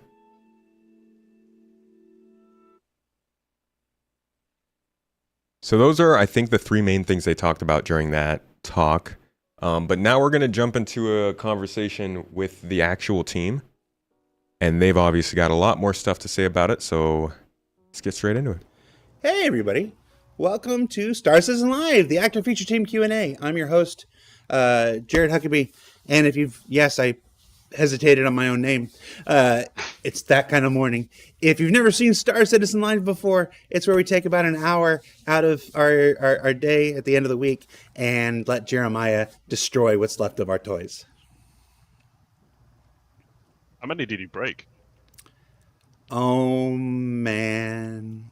It's not how many, it's that he somehow managed to zoom in on like the most expensive ones and just grind them. There was literally dust falling in the frame as he was destroying. Just he's completely. This is when Jared was getting ready to move out of the U.S. and move to England for the job. But that was All of his stuff's gone in the background. Joining us here today are people who know how to respect toys. The active feature team, Johnny Jasivius. Hello. Chris Berry. Which that's not how we say his name. I don't remember how it is. Joas. Yo. And as I said that, I Jared? got really nervous about my pronunciation. Am I still destroying your name, Johnny? Yes. Say it again. My full name. Am I still? No, oh gosh, Say it. Not John that bad. Jasivius. Jasivius, I No, think. it's not. You're not quite there. It's Yusavicius. No. That's how I say it anyway. It's what? Jasavicius? Yusavicius. Yasavicius. There's going to be a little. I like how he's like, that's how I say it anyways.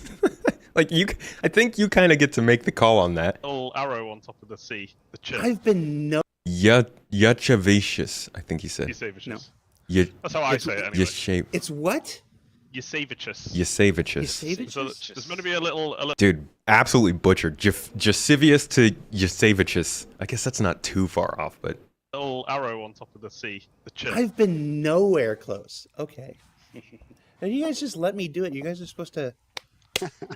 I'm never One of the going to only get people better. at the company that can pronounce it is Rich, and that's because he asked me how to say it for about a month every day. I've heard this part like at least 3 times and I still can't remember how to say it. Straight. He would turn to me and say, "How do I say your name?" All right. Paid off. Well, today's show. Yeah, Jared is does have about an active excuse. feature stuff. Now, active feature stuff. It might not active feature team or otherwise known core gameplay, I suppose. Things that are related to the physical.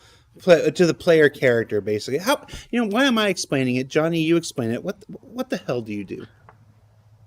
Core gameplay team do quite a lot now. So yeah, it kind of spread out from the active feature team. It encompassed the weapon feature team as well, and we're obviously working a lot more with things like the UI teams now, like and other teams like that too. So active features, like you say, is everything to do with the player character. So if that's eating, drinking, breathing, running, climbing, shooting, even obviously that has ties with the weapon feature team, but anything to do with what you're doing in the game, core gameplay. So and like I say, now that we're working a lot more with a lot more teams in the company, like the UI team, we're even helping iterate on things like the mobiGlass and improving things like that too. So anything that's there potentially in front of your face, anything that you're doing in the game while you're kind of not in a ship, is kind of where we sit these days. The boring stuff. That's actually the exciting stuff, let's be honest. And first question right off the bat from where'd it go?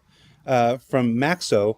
What the Lights hell of a is this component. pile of shame bu- Lights can only be a component if they include Christmas lights. I want Christmas lights components.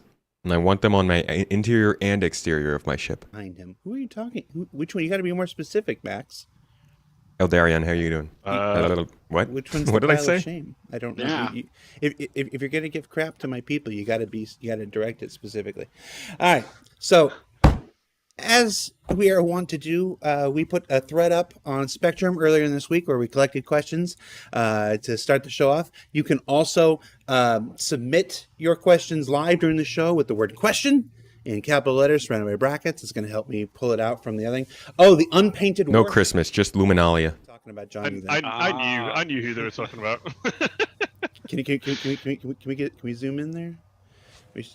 Where get out of the way of your unpainted Warhammers here. This is Where is it? What's a very unpainted? limited shot. I've raised my desk so you can't see the rest of it. Oh, is it somewhere down there? Let's just Okay. hide that now. All right. So let's jump into the show. We've goofed off enough. One of the most voted up questions is a recurring question that comes back. Oh, I know this one. It's when. I need like an echo button so I can be like, when.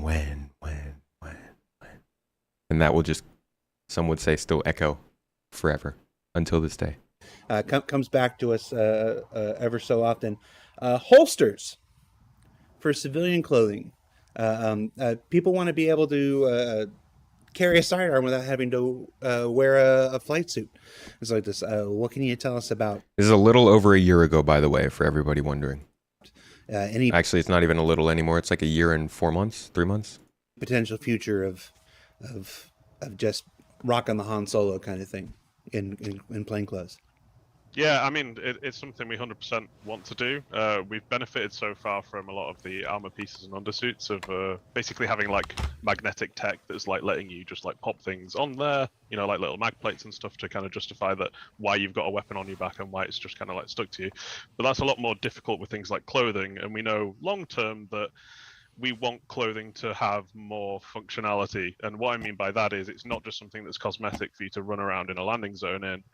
We know that as more and more content gets put onto the planets, people want to spend more time there and, you know, potentially spend nearly all of their time there. So a lot of the time you don't want to spend, I mean, like, it's not much of a concern right now, but, you know, you don't want to spend the money, you don't want to, you know, buy an undersuit and upkeep it and the armor and all of that stuff. You want to, and to be honest, some of the clothing looks cooler as well, that you might kind of want to kind of skew into that style. So you don't want to always be wearing that kind of like, you know, skin tight undersuit. So we want to be able to have armor that potentially has, you know, like additional protection. So I think none of the clothing right now actually has, you know, protection values on there. None of it's armored. You know, we want clothing that is potentially going to be able to have and, you know, store weapons on it, like you say. So we want to have holsters and we want to be able to put weapons on our backs and things like that. So These are like the little features that actually make a pretty decent difference to players, but you never think about them, right? Like when people are like, why do they keep adding features and not finishing the game? They don't think about the idea of literally just being able to have a pistol on your body while you don't have armor on. Like imagine if they were like, you know what? Screw new features. We're just going to finish the game we have right now. That means you can't carry weapons if you don't have armor on.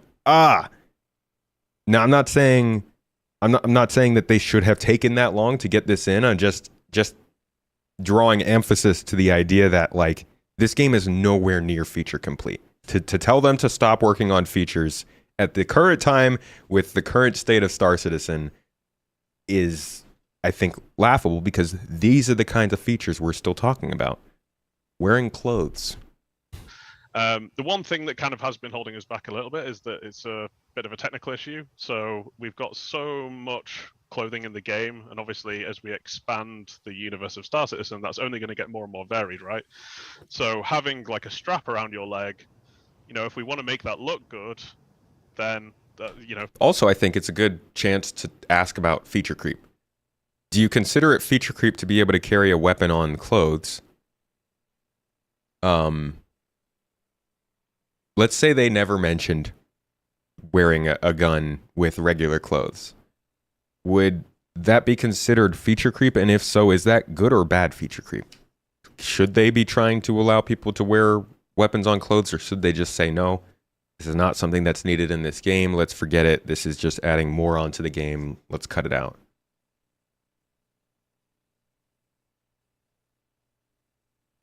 Even their mini-movie ads have NPC with a beanie hat while in spacesuit. Yeah, and long hair. They got the hair. They got the clothes. They're looking great in those trailers, man. I look so ugly. Can't figure out my wardrobe. It's gonna deform all of the individual parts, you know, that are on your leg, and that's gonna be a shocking amount of work for the character team. So I know that. Keep in mind, Architect, he actually just answered the question you asked. The medical box is an art asset, but this would be the character feature team that has to figure out the holstering and how that works. Oh, I'll actually go back so you can hear the whole answer. Having like a strap around your leg, Star's got so much clothing in the game, and obviously as we expand, they are making missions. Fine wine, if you'd like, we can do a talk through with the missions team soon because they have been adding a lot more missions to the game and talking more about what they're doing in terms of development for that stuff. And the universe of Star Citizen, that's only going to get more and more varied, right? So having like a strap around your leg, you know, if we want to make that look good, then you know, it's going to deform all of the individual parts, you know, that are on your leg, and that's going to be a shocking amount of work for the character team. So I know those guys are in discussions about what they want to do and how they want to handle it and how they can get it, you know, a sustainable solution while still making it look pretty good. And I don't want to write any checks for them. So, you know, if you get a chance to talk to them in future, that would be a good question for them as well. But from the design point of view, you know, that's something that we really want to push on going forward. Right from the live chat, how come there haven't been any new FPS weapons in a while? I already know the answer to this. It's because we're working on tools.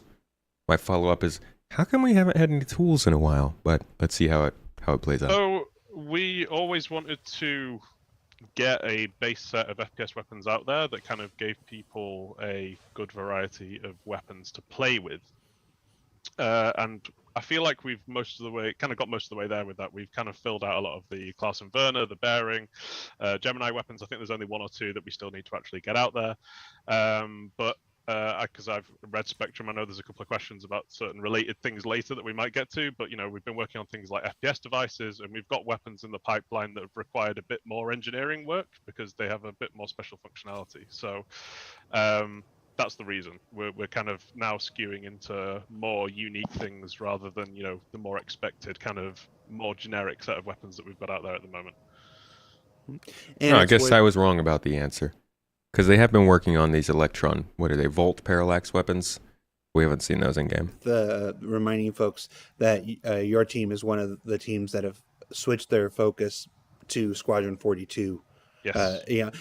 Your work is still coming to the PU. It's just filtering through Squadron 42 first. So a lot of your priorities will be things that are must-haves for Squadron and stuff like that. So, I don't know when we're going to make the call on that. Sing something for us today? No, that's only that's only when Jeremiah's not. I mean, on like that statement about things being filtered through Squadron 42, they really need to do a follow-up on that.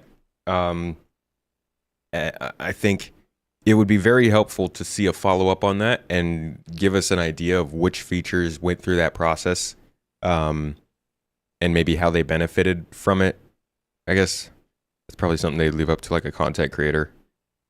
But that's important, We all kind of said, okay, all right, you guys, they're working for Squadron. It'll come to Star Citizen. We'll see how it goes. I think it would really help build the confidence of the backers in that process working for them to be like, hey, see, told you so. Look at these features. Look how they came in. Look how they're doing. Good stuff. Maybe at the end of the year. My toys. Utiliflex Novia crossbow. Where is it? From the So that's one of those kind of weapons that I just mentioned that requires a bit more tech to get working. So, we've got like the Novia crossbow. We've got some of the Volt weapons as well that expanding on the typical weapon behavior that we've got. And while, it's just a crossbow, it just fires a bolt and it's nice and easy. Obviously, there are kind of what's the word I'm missing? Implications there. Yeah, implications there of that require our team and other teams to kind of chip in on to actually get working. So it's not gone away, but it's on the horizon. Sorry, Jose. Yeah, like something like with the crossbow, like in any game, you expect to shoot the crossbow bolt, and then that sticks to surfaces and sticks to people, and so on. So that requires like the physics team to do some work, and it's just they've got hotter how do you say hotter fish to fry? Yeah, they've got too much. Bigger fish to These people have too much to work on. we'll go with hotter fish. Yeah, exactly. What was it you said the other day, Joe? Hot You were fish. trying to say if you can't beat them, join them. But I think you said if you can't defeat them, marry them. Marry them, exactly. I'm gonna remember all of these. Advice for your enemies. But as you mentioned, like the Volt. Cotton, that's pretty cool. Weapon, for instance. I need to catch up with that series. Like the Parallax rifle. That's one of those weapons. Like speaking of hotter fish, that's quite cool in the way that it's got a evolving fire mode. So it's gonna start out being like a projectile shooting weapon as you start firing. It will then evolve into a beam. So it'll start out with a tug, tug, tug, tug, tug, tug, tug, where you have the beam, and it also has the potential. Or I put that clip of him doing that in one of my videos, and somebody was like, "Nobody else seems to find it interesting what he did," or something like that. I was like, "What? How is that what you got? You look at this person making an example of something and then like make a comment about how the people around him didn't like it? Is that just you projecting? They're all smiling and stuff. Everybody seems to be down with this. I just thought I remembered that comment because it was such a strange one, given the context. The potential for overheating, so that is something that's coming. But yeah. Yeah, again, more engineering work More engineering work that we're creating for our poor More engineering engineers work. at the company. But it should be fun to use when we get it. What's the status of being able to set trolleys upright again if they've fallen onto their sides? You tip a trolley over. Jumping forward to parachutes. What is the priority for parachutes or anything at all? Something, please, dear God, anything that can allow players to survive an ejection in atmosphere. Parachutes, yeah, parachute sounds nice. Like as we're adding more gameplay and stuff to do on planets, like we're expecting to have more dogfights and so on planets. So absolutely, you need to be able to jump out of, like bail out of your ship and survive the fall and not just fall to your death. So it's something that we want to do, and it needs designing from our point. And yeah, definitely something I would like to see in our game. Well, it's funny actually because I do sometimes scan the thread on Spectrum before we come here, and I saw this question. And I was like, "Oh, parachute, yeah, like we've talked about it a little bit internally before." And it was funny because then, not long after that, I was just like scrolling down Twitter, and I saw, I can't remember who it was, but someone put a community vote up there, and it was like, "Oh, what would you like to see in game next?" And it was like, "Oh, like a Banu hover bike, like this, a couple of other really cool things, and then parachute." And I was like, let me just look at the results. Parachute was like 90%, and so it's like, oh wow, you guys really, really want a parachute. So, yeah, that's something that will be. Yeah, I don't think parachutes would work because like you have all these different places. You're gonna have all kinds of atmospheric densities. You can't make a parachute that works for all of them, can you? I guess it's the future. They can do what they want. There's just no timeline on it right now. Should make people choose between a parachute and a compass. I think compass would probably still win. All right. Here's a very simple question, Chris. How will FPS scanning work? Just lay it out. How will FPS scanning work? Yeah. No visuals. This isn't the visual show. So do it. Tell us what you can without any visuals. Sure. So. I mean, to start off with, it's yeah, jetpack makes a lot more sense. Honestly, I would think that we could just use EVA fuel. Like, give us the function of like an EVA boost, right, where it fires your EVA fuel really hard, but you burn at twice the rate, and that can help you sort of counteract gravity. I don't know. It seems a lot easier than doing a whole parachute thing. Mention that it's going to be the same system we have now for ships in that we have what we call a signature system that's like driving radar and scanning. So the fundamentals are the same across both, and the idea there is that they absolutely cross-pollinate. So ships should be able to pick up actors, characters will be able to pick up ships, that kind of thing. It is somewhat different in terms of like passive detection and we describe as active detection. So if you're in a ship, you pick things up just passively by flying around, IR, EM. With the FPS side of things, it's going to be passive for audio. So, if people are firing weapons, you hear footsteps, that kind of thing, that gets picked up. But you're going to have to actively choose the ping to detect EM and IR. We think that's going to sort of give quite a different sort of cadence and feel to it. For actual like scanning though, for getting information on things, the idea is you can absolutely scan ships. So when you're scanning the ship onto something else or another ship, you'll get a similar experience in the FPS, and that's going to be on the helmet. So you won't have dedicated like device or whatnot. It's going to be primarily based on the helmet and seeing that in your HUD. In terms of what you can actually see on, say, characters. The idea is similar to ships. You can sort of see what weapons, what items and stuff are attached to it. Same with characters, you'll be able to see the weapons, grenades, ammo, etc. that are attached. If they've got a burrito in their pocket, you should be able to find that out as well.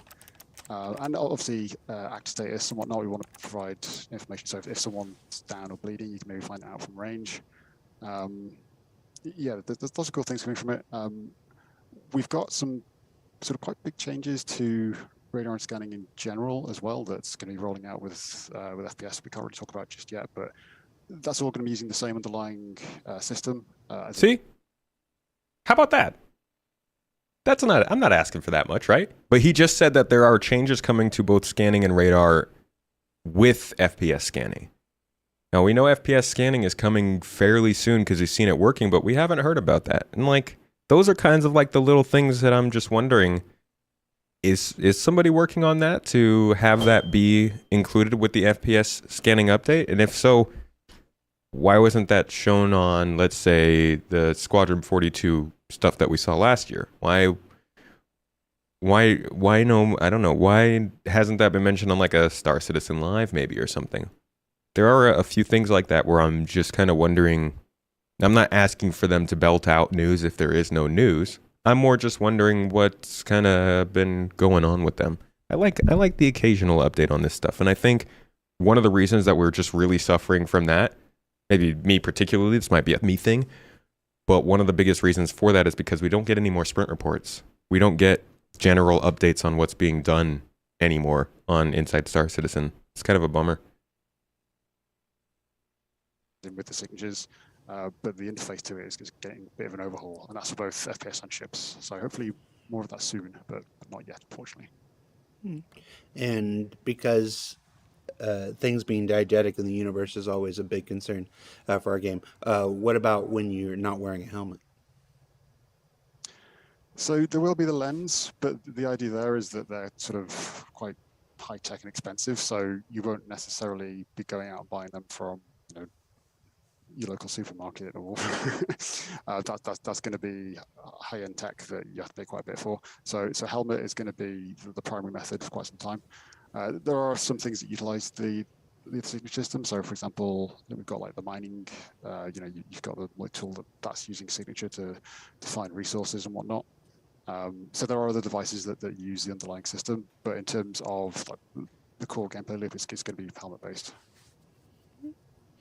And while we're on the topic, any updates to scanning harvestables? Yes, actually, we were discussing this with the EPU not too long ago. We're definitely going to be doing it at some point. The plan at the moment is to roll out with the FPS scanning. So you should, as on foot, be able to find them using the ping and scan. Hygiene. This is a fun one. Yeah, hygiene is going to be a part of one of the next iterations of the active status system, and that is the way that is going to work. Basically, is it's not going to get in the way of you doing any of your regular gameplay. If you're flying a ship, if you're out shooting people, if you're exploring, mining, whatever you're doing, it's not going to be a factor. You don't need to worry about it. It's going to have an effect in social spaces, though. So the idea is that if you are very stinky and you've not showered in a long time and you turn up to a truck stop and turn up to a counter, you buy food or whatever, there will be NPCs in the area that will probably start saying, like, oh, what's that smell? Like, what's that stench that you smell like some horrible swamp monster that's just been, rolling around on several different planets for the last few days. So yeah, the NPCs will react to you, and it might even get to the point where you might get refused service if you are particularly bad. So that also kind of ties into, I think we talked about it the last time I was on, the dirt and wear systems that are coming in as well. So that kind of all feeds into a appearance of your character. So if I come in and I smell, I'm sure there'll probably no issue. Like there might be a couple of comments here and there, but they're not going to stop you from, like being served, like getting food or whatever like that. But if you come into like a fancy establishment on, say, like Microtech, and you walk in covered in mud, like your clothes are full of holes, you absolutely reek, then they might just tell you to go away. So it's something to keep in mind. It's not something that you're going to have to really, like focus on, because it's, if someone turns you away, obviously you can go and get cleaned up, but it's something that you're gonna have to keep in mind, and I think it kind of like adds to the experience, the immersive experience that we're creating. How in the world are you going to communicate to the player what their funk index is? The flies. There's not going to be a funk meter, if that's what you're asking. I think it will just be a case of like things like dirt and wear are going to be a lot more visual, right? And they're going to be very noticeable. If you've gone and like rolled around in mud, then you're going to be covered in mud. Like if you are out for a long time and your armor's worn, it will start to get, like maybe a couple of holes in it. Like clothing especially, it'll get like holes in it, rips in it. It'll look kind of like filthy and like faded and things like that. So that'll be super obvious. Hygiene, we're not going to have things like stink lines on. And like I say, hygiene and isolation isn't going to like affect your gameplay. There'll just be comments here and there of just like, what's that smell? And at that point you might be like, oh yeah, I've not showered. Like Yeah, in the that's last, role like, 10 playing. play sessions I've had. It's Maybe like next time I'm on my ship, just quickly pop in there and have a wash. So yeah, no plans for a stink meter or visual stink lines coming from your character. Nothing like that. Maybe a few flies, depending on where you are. Yeah, yeah, exactly. All right, let's more than I expected from a question about pooping. Let's see. Can we look forward to possibly other means of carrying incapacitated bodies? Perhaps a fireman carry, maybe? The dragging can take pretty long for longer distances. Yes. Yeah, we feel the same way about dragging. It's obviously great to be able to sort of drag your buddy out of fire. That's for us. That's the dream of, close combat fighting and dragging someone away whilst pew-pewing back into cover. But long distances, and also, to be honest, when you're trying to pick someone and put them into the med bed, and further down the line, bounty hunting, shoving someone into a storage locker, cryopod, you're gonna want to pick them up rather than be dragging them all over the place. So yeah, we really want that. I'm not sure when that's going to be, but it is something we want to do. Oh, you're muted, Joas. Oh, we're not hearing you. Nope. We've lost you. Oh, Gone. All right. But just keep trying to talk until we hear you. Just mime it. He's wanting to talk about restraints and... Oh, restraints. Okay. Head restraints. Yeah. So, yeah, like restraint... I've still lost you. Restraining is a system that we're definitely currently actually looking into. You didn't charge your headset. You didn't charge your headset before the show. Cardinal fail. All right.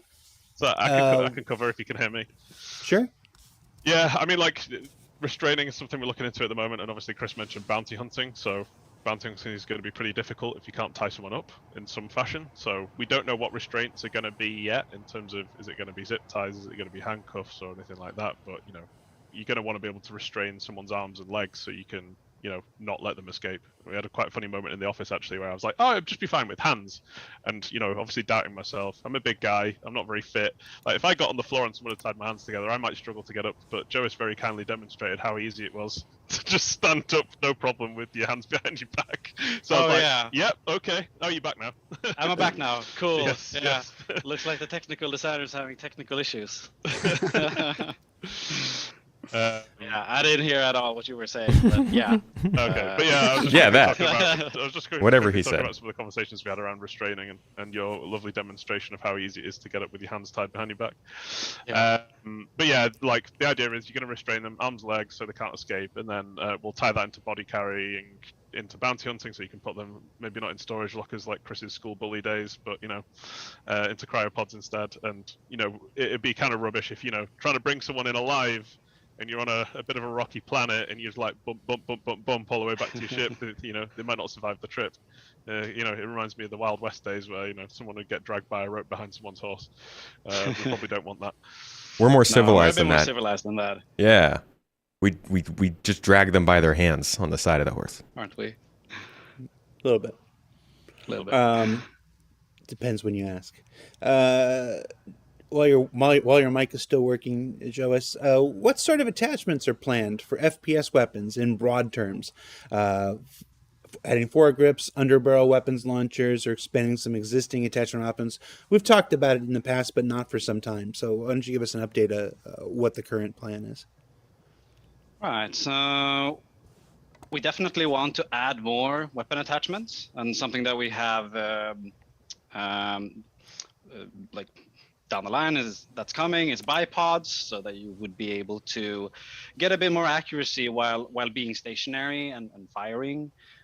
So you can sort of like lock down an area and just be if anyone comes in here, it's the kill zone, right? We're potentially looking into more types of like underbarrel attachments as well. Like we don't necessarily just want to add more weapons, but more attachments, and the attachments should like alter a bit how either you use the weapon or how the weapon functions. So there's like technical limitations currently that we need some engineering time to do to maybe alter a bit how the recoil works a bit or stuff like that. Have you considered just all grenade launchers? Just nothing but grenade launchers, top to bottom? Something that we've like talked about internally, but we haven't done any designs for an underbarrel grenade launchers right now.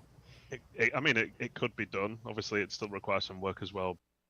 Okay, jumping forward to attachments on weapons. Will holographic and red dot sights ever get proper parallax compensation? Right now, the reticle appears to be pasted onto the sight itself, but these reticles should have the appearance of projecting far forward of the weapon like a laser sight. Yes, definitely. The smallest details. Like if you look at some of the games that are being released right now, most of them have this parallax effect on aiming down sight with holographic sights and so on, and it's definitely something that we want to do. It's just a matter of priority at this point, but yeah. Okay.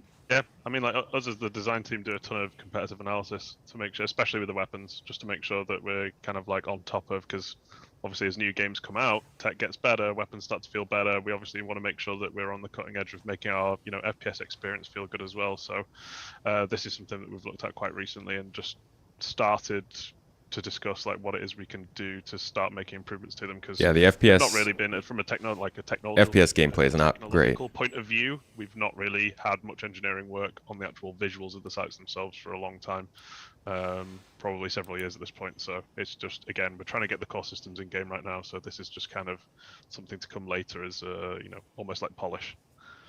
Okay.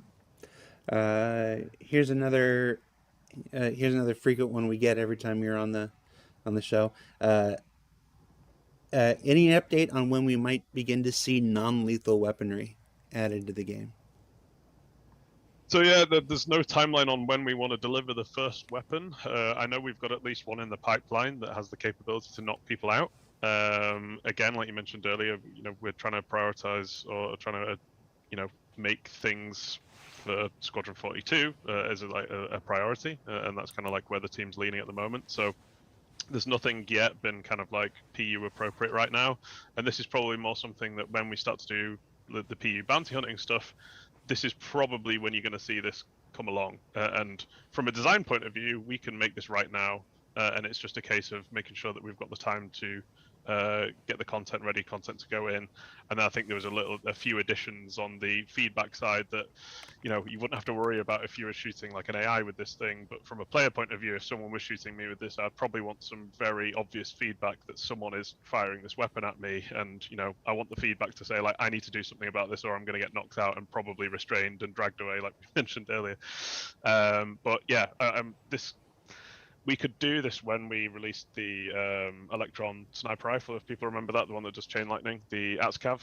When we actually put Electron in, Electron is a wonderful damage type, actually, where we can kind of pull a few different levers. So it's all electromagnetic or electrical damage type, but, the electromagnetic side will interrupt, actual electrical systems. We've got the actual damage that it does, physical harm to you, where it basically burns. And then we've also got the stun capability as well, where it's like actually, almost like a taser, where it's kind of like knocking your senses out. So that's kind of what we can utilize. Man, I remember when we were first getting that added to the game. That feels like such a long time ago. How long was that? I'm sorry, just a little detour. I got to see when that was, because that must have been like 3.9 or so, 3.7. That was a long time ago. That'd be in gameplay, right?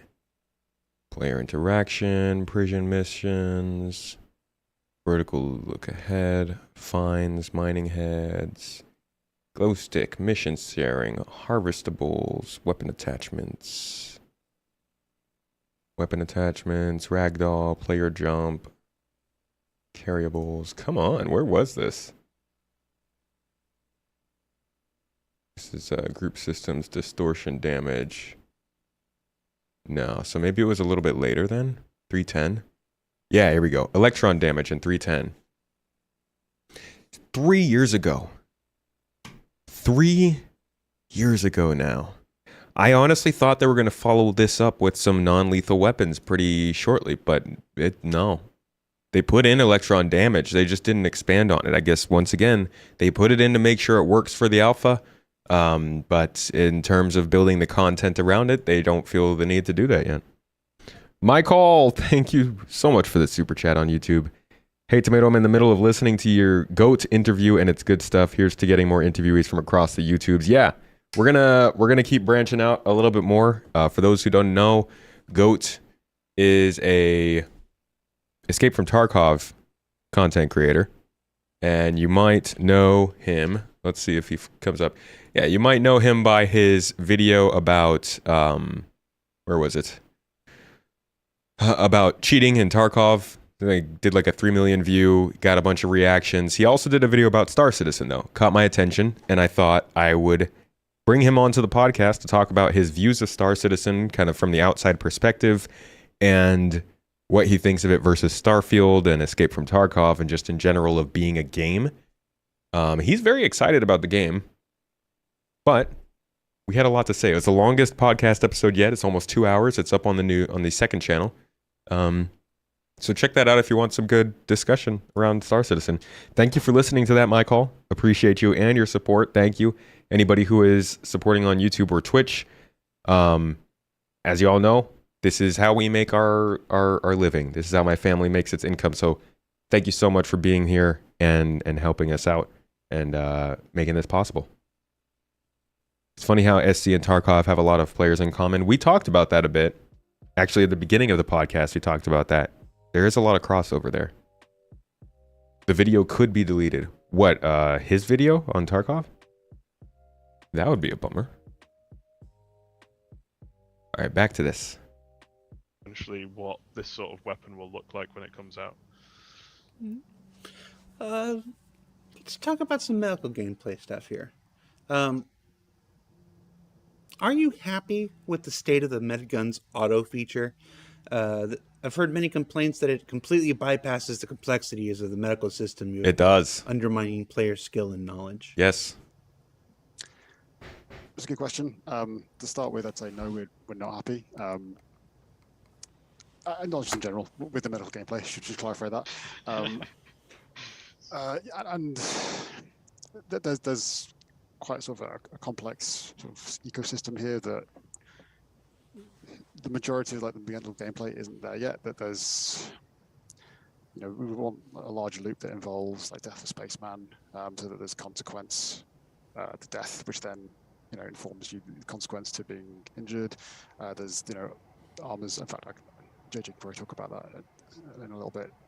What we want to do with armor specialization and whatnot, and additional items we can release. So no, we're not happy with it. It is something that we're keeping a close eye on. We're absolutely listening to feedback, and we're aware that it's not something that people are necessarily happy with either. We have looked at making a few little tweaks here and there. So like for 317, for example, like we heard that, and we could tell that the injury stuff just wasn't coming through enough. So we've made it more likely you're going to start to see injuries. So hopefully the use of those med guns become more important. There are also other issues regarding like just dying straight away, like quite a few. Like I was really surprised at how many of those we had. We've knocked a load of those. Yeah, you die very quickly. There is still an AI murdering you issue that they're all a bit overzealous at the moment. The AI guys are like hammering that and trying to fix that right now. I would say the injury system still doesn't kick in enough with the game. I guess it happens over time though. We don't live long enough to get injuries. But we're not 100% sure yet because we really want to get like a lot of other things in first before we can really determine what we're going to do about that.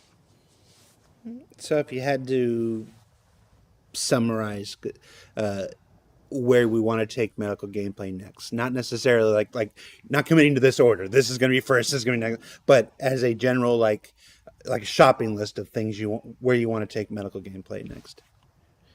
Sure. So going back to like that full loop we want to establish, at this, I guess, is a little bit of a step away from the medical gun, but just in general, we want costs for using medical beds, and that's for regen and also for healing injuries. And you might think, well, why is that so important? Well, it introduces the aspect of resources being required and also players being able to charge for the use of their medical beds. So, if you wake up in hospital, you get charged. If you wake up a player own ship, then you can get charged for that or for using the services. So, you start to make money out of these things. I think as well, again, this is sort of a bit of a divergence, but it's within the same wheelhouse. At the moment, the drugs we've got are purely sort of medicinal, but we want to basically expand those so that we've got utility The drugs. good stuff. So one of those would be sort of sedatives, so like sort of ties into the bounty hunting stuff and what JJ was saying before about the various different non-lethal weapons we're going to have eventually. But there's also performance enhancing drugs we want to introduce. Yeah. Those will See, this is where I feel like we start to stomp on some of the older features, because he's talking about performance enhancing. I mean, no, never mind. I'm not going to get into it. I was going to talk about player skills related to performance enhancing drugs. No, I'm going to talk about it. I feel like, no, you know what? Never mind. Screw it. start to leverage the drug level a lot more. Introduce things like basically after effects, consequences for taking stuff. No, I'm going to talk about it. They've gotten so much of this stuff planned for this game that's like supposed to factor into your ability to do things, from the ship you have, the weapons you have, the components you have, the armor you have, the armor attachments you have, and now, performance enhancing drugs, limiting drugs, injuries, all of these things factor into how your character is meant to be able to do something in the game. But then they also add on player skills. That's why I always get so confused by the player skills thing. I get it in terms of the whole, we want you to care more about your character thing, but in terms of building out the sort of customization of your character, it feels like there's already so many things. It just I keep on hearing more and more things like this that they talk about that make me wonder where the skills fit in. Like, could I just take a drug that makes me as strong as somebody who has that player skill? In which case, does the player skill matter as much? But we don't know because they won't talk about them. They're coming down. That's from right, dog. The high of being able to shoot people repeatedly and whatnot. And then obviously, there's the whole Death of a Spaceman thing where, as I said, it gives you a reason not to die. You don't want to die because eventually you'll die forever and lose a lot of your stuff. Have to spool in your character, and then they'll inherit your stuff. So there's lots of sort of consequence we want to introduce. That gives lots more weight to everything else within the system. JJ, do you want to talk a bit about like armor specialization? I guess this is a bit further down the line, but we are, and I can't remember if I've mentioned this before, but we're essentially, slowly trying to specialize the armor in different directions. So it's not just armor is armor, heavy is heavy, light is light. We're trying to push things in slightly different directions. So you might See, we're getting two different types of comments in chat. Somebody said they should make it work like every other RPG, and somebody else said, I hope it doesn't end up being a generic RPG type system. People are split on this, and I'll say this much. CIG as a company has made us as a community, very much against the idea of player skill systems. That's why there's so much pushback against it now. So it's interesting to see it coming up in whatever sort of application they want to do it. But clearly, that's the weird part, is like it is so divisive, but they are staying a million miles away from talking about it. It's like they're scared to talk about it, and they're just like developing it in silence. I don't know. might actually have, we've talked about having a support line of armors where it's like, oh, okay, these are still going to be good for most of the things that a regular suit will be, but it kind of skews it into a slightly different direction. So, you know, it'll still have some inventory space. You'll still be able to put weapons on it. You'll still have some room for some, like, you know, like a couple of like throwable devices or, you know, multi-tool, things like that. But it will maybe have more, consumable slots, so you're able to go around and heal people more easily. We've talked about, you know, almost like bespoke backpacks, which might have special functionality for like holding like medical fluid for the med gun. And we've even talked about super kind of like a couple of ideas for what we can do for, say, like, you know, because we want to do a light support and a heavy support of how they differ from each other. So like a light support might be a bit more like a first responder, like they've got lots of consumable storage. Obviously, a light suit you'll be able to run a lot faster in than heavy, and again, there's more iteration to do on that too. Not if you got a player skill. And then the heavy is a bit more like, you know, what we've kind of been calling the battle medic, where it's like, you know, you're wearing heavy armor for a reason. You want protection. Yeah, pup's okay.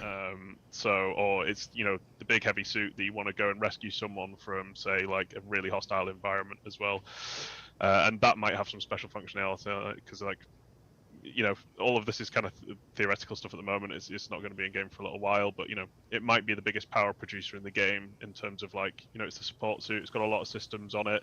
It's kind of dedicated in that direction.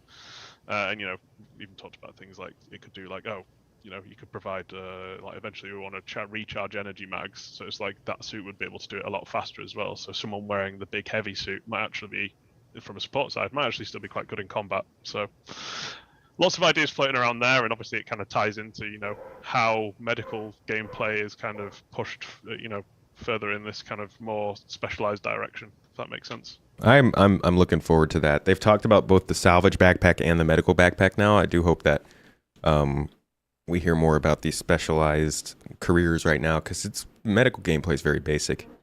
You can tell it's not, but the way it ends up playing in the game ends up being kind of basic. Scum has a pretty reasonable balance of character building and skill system. We'll have to see. I'm going to try out Tarkov this week, so I'll get the chance to start getting some hands-on with a skill system in a game like this. Because Tarkov kind of goes the same way in that they want players to focus on like what they're doing and how that makes them better as opposed to the game. But they implement a skill system. People seem to like it, so we will see. Why wouldn't there be player skills if all you do is mining? It's reasonable to believe that it would get easier with experience. Why would a new player be as good? A new player wouldn't be as good, but the way they've always sold the game is that the game mechanics are built in a way that a player who puts time into it or understands it would end up naturally being better. So for instance, ship-based scanning is meant to be signature-based. You're supposed to go out there, deep space, probe the space, and depending on the signature you get back, as a player, if you recognize the signature, you can make the call that you know what it is, tell your crew, and make an action based on that. But as somebody who maybe doesn't do as much scanning, you might not be able to recognize that signature. Maybe you have to scan more times. Maybe you have to get closer. Maybe you have to pull up a guide to understand it. It's all highlighting the fact that one player has spent that time to understand the game mechanic as a person. The other player might be new to the game, might have never done scanning before, yada, yada, yada, whatever. Same equipment, same exact scenario for both of them, but one is better than the other because they have the experience. Same goes for fighting in a ship. You can find a player that can take out a Gladius in an Aurora because they're the better pilot.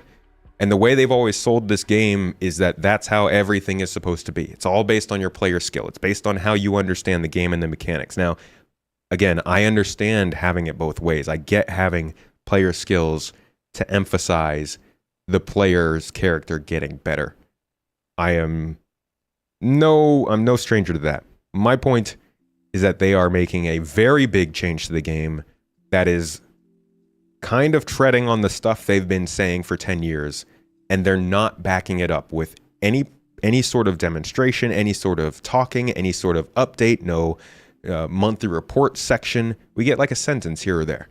But this is a very big feature that has implications in a lot of different things that they keep talking about, and we don't get to hear about it. So I'm not saying they shouldn't do it. I'm just saying that if they're going to do it, we need to start to hear more of the details of how it's going to fit in with what he's telling us about the medical system, you know? I think it's important, especially considering this is a game that's been driven by open development, by community, by a back and forth of information. Yeah, we're exploring the game development with CIG. When it comes to the player skills, though, it does not feel like we are. Let's take something that was announced at the exact same time as the player skills, master modes. How much have we heard about master modes versus player character skills since then? We've gotten like 4 hours of talking on master modes, you know? They can't share things they don't know themselves. But I don't accept that. Because like I said, we get sentences. We could go back to the June monthly report where they mention these player skills. We could go to the July monthly report where they talk about the player skills. And they give us a couple of sentences on it, but they don't really go into any more explanation of it. And honestly, it would kind of make me even more worried if they were saying that they were going to have all of these skills in the game, or any sort of skills in the game, and not know how it's going to work. Because it's clearly a system that was developed for Squadron 42. So I do hope that they're not shoving it into Star Citizen before understanding how it's going to work in that application too. Yeah, Tarkov does have a lot of cheating in there. I still want to try it out though. Still sounds like a good game.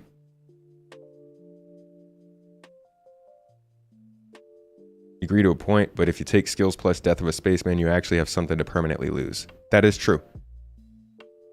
But they haven't even said that. If they say something that doesn't pan out, it just creates more confusion. Very adamant that they already share too much. That's fair. Yeah, if they say something that doesn't pan out, it adds more confusion. But again, it's open. Like we have to pick. We can't pick and choose. You know, they've already dialed back the roadmap a lot.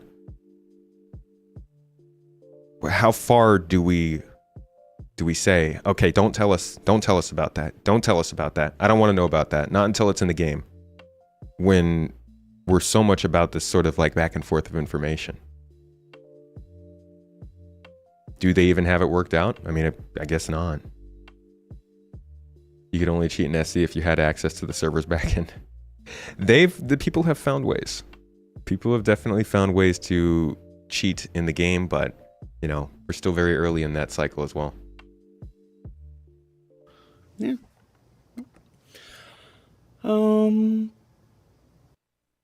Let's talk about loading stuff. How are you going to salvage enemy ships when they despawn 10 seconds after you blow them up? Yeah, it's one of those technical challenges that we're working on. We're aware of a lot of these issues, and Yep. you know, that's why we're being cagey about saying more. That's where things like persistent streaming will come into play. Will you be able to salvage ground vehicles as well as spaceships? Yeah, you will. It's working currently. Yeah. It's I'm mostly using the ships when I'm. I actually haven't even tried to hull scrape a ground vehicle yet. It in my test levels, but yes, you're able to do it on ground vehicles as well. I think Sorry, go on. It's basically using the damage map system. Yeah. So anything that can be like currently, if you shoot the ship on the wing, you'll see a big hole on the wing, and we've expanded on that system. And without going into too much technical detail, it's we've made it more consistent,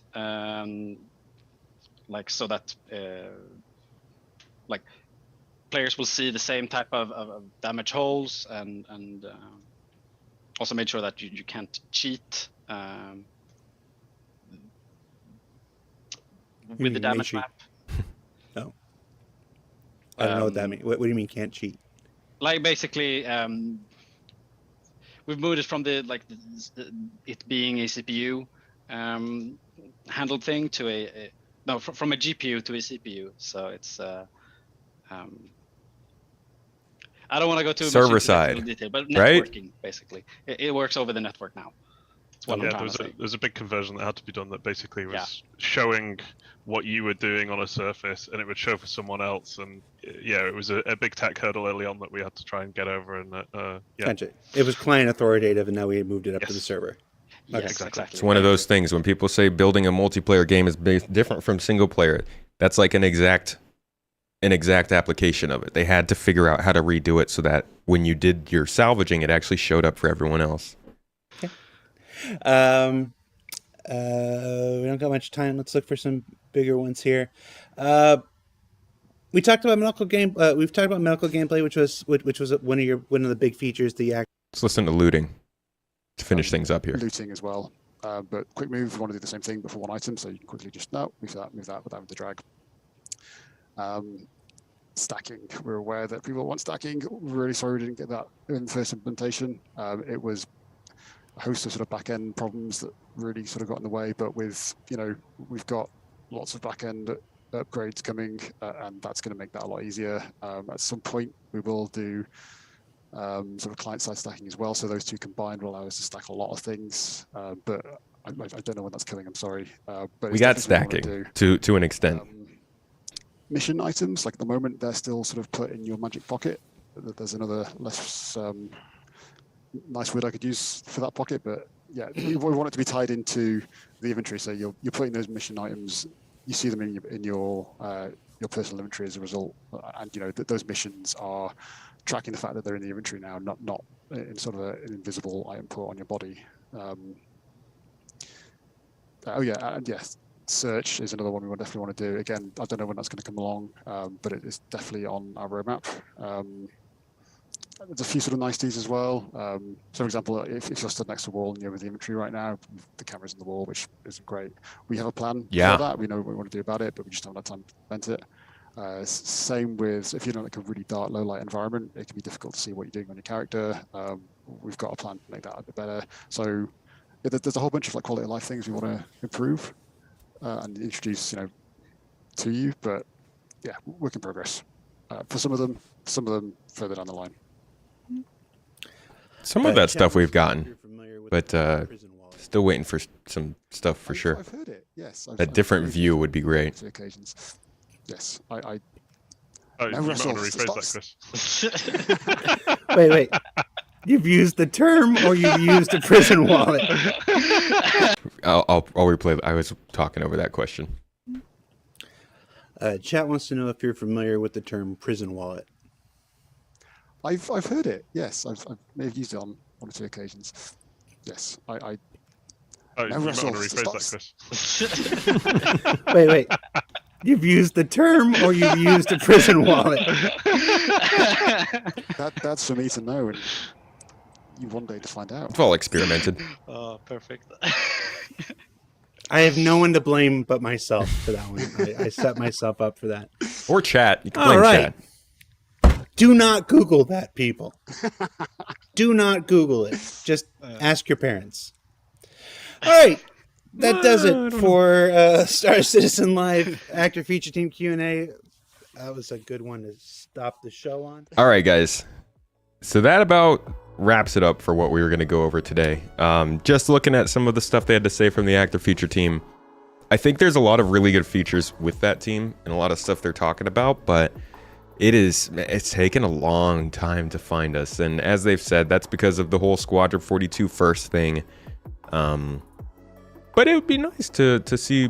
I mean, I feel like I was saying that probably around fall of last year. I was saying like, okay, I can't wait until we start to see those Squadron features filtering in. And I'm actually kind of surprised that we're still sitting here at half two of 2023 saying that. Because I did expect at least one of those things to filter into the game by now, whether that be platforming or the inventory updates, the locker, or EVA or scanning. Like one of those things I did expect to see by now. So the jury is out on whether or not that process is gonna work. Maybe I'm missing something though. Does anybody know of a feature that we can say with confidence went through the Actor Feature Team, went through the Squadron thing and made it into Star Citizen? Is there still hope for a jetpack? Yeah, I think so. We'll get something like that.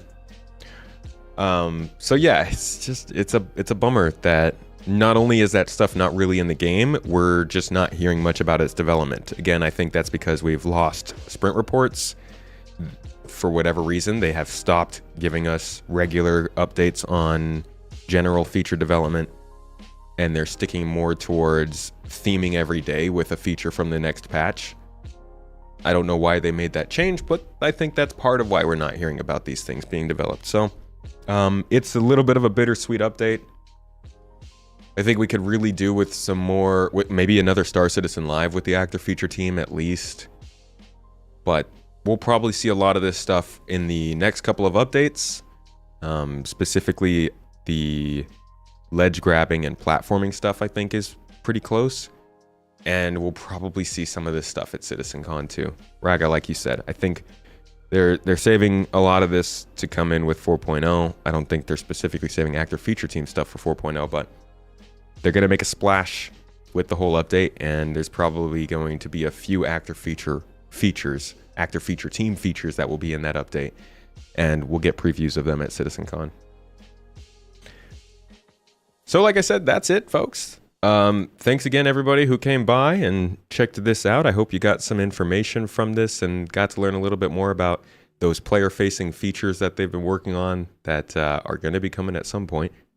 And thank you, everybody, for the support. Thanks for being here chatting. I see people got into that Nomad giveaway.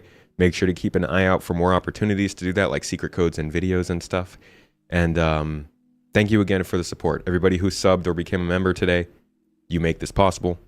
We continue these streams because of that. Well, not because of that. It's actually because we just like talking about this stuff, but it helps us keep these streams going. So thanks again, folks.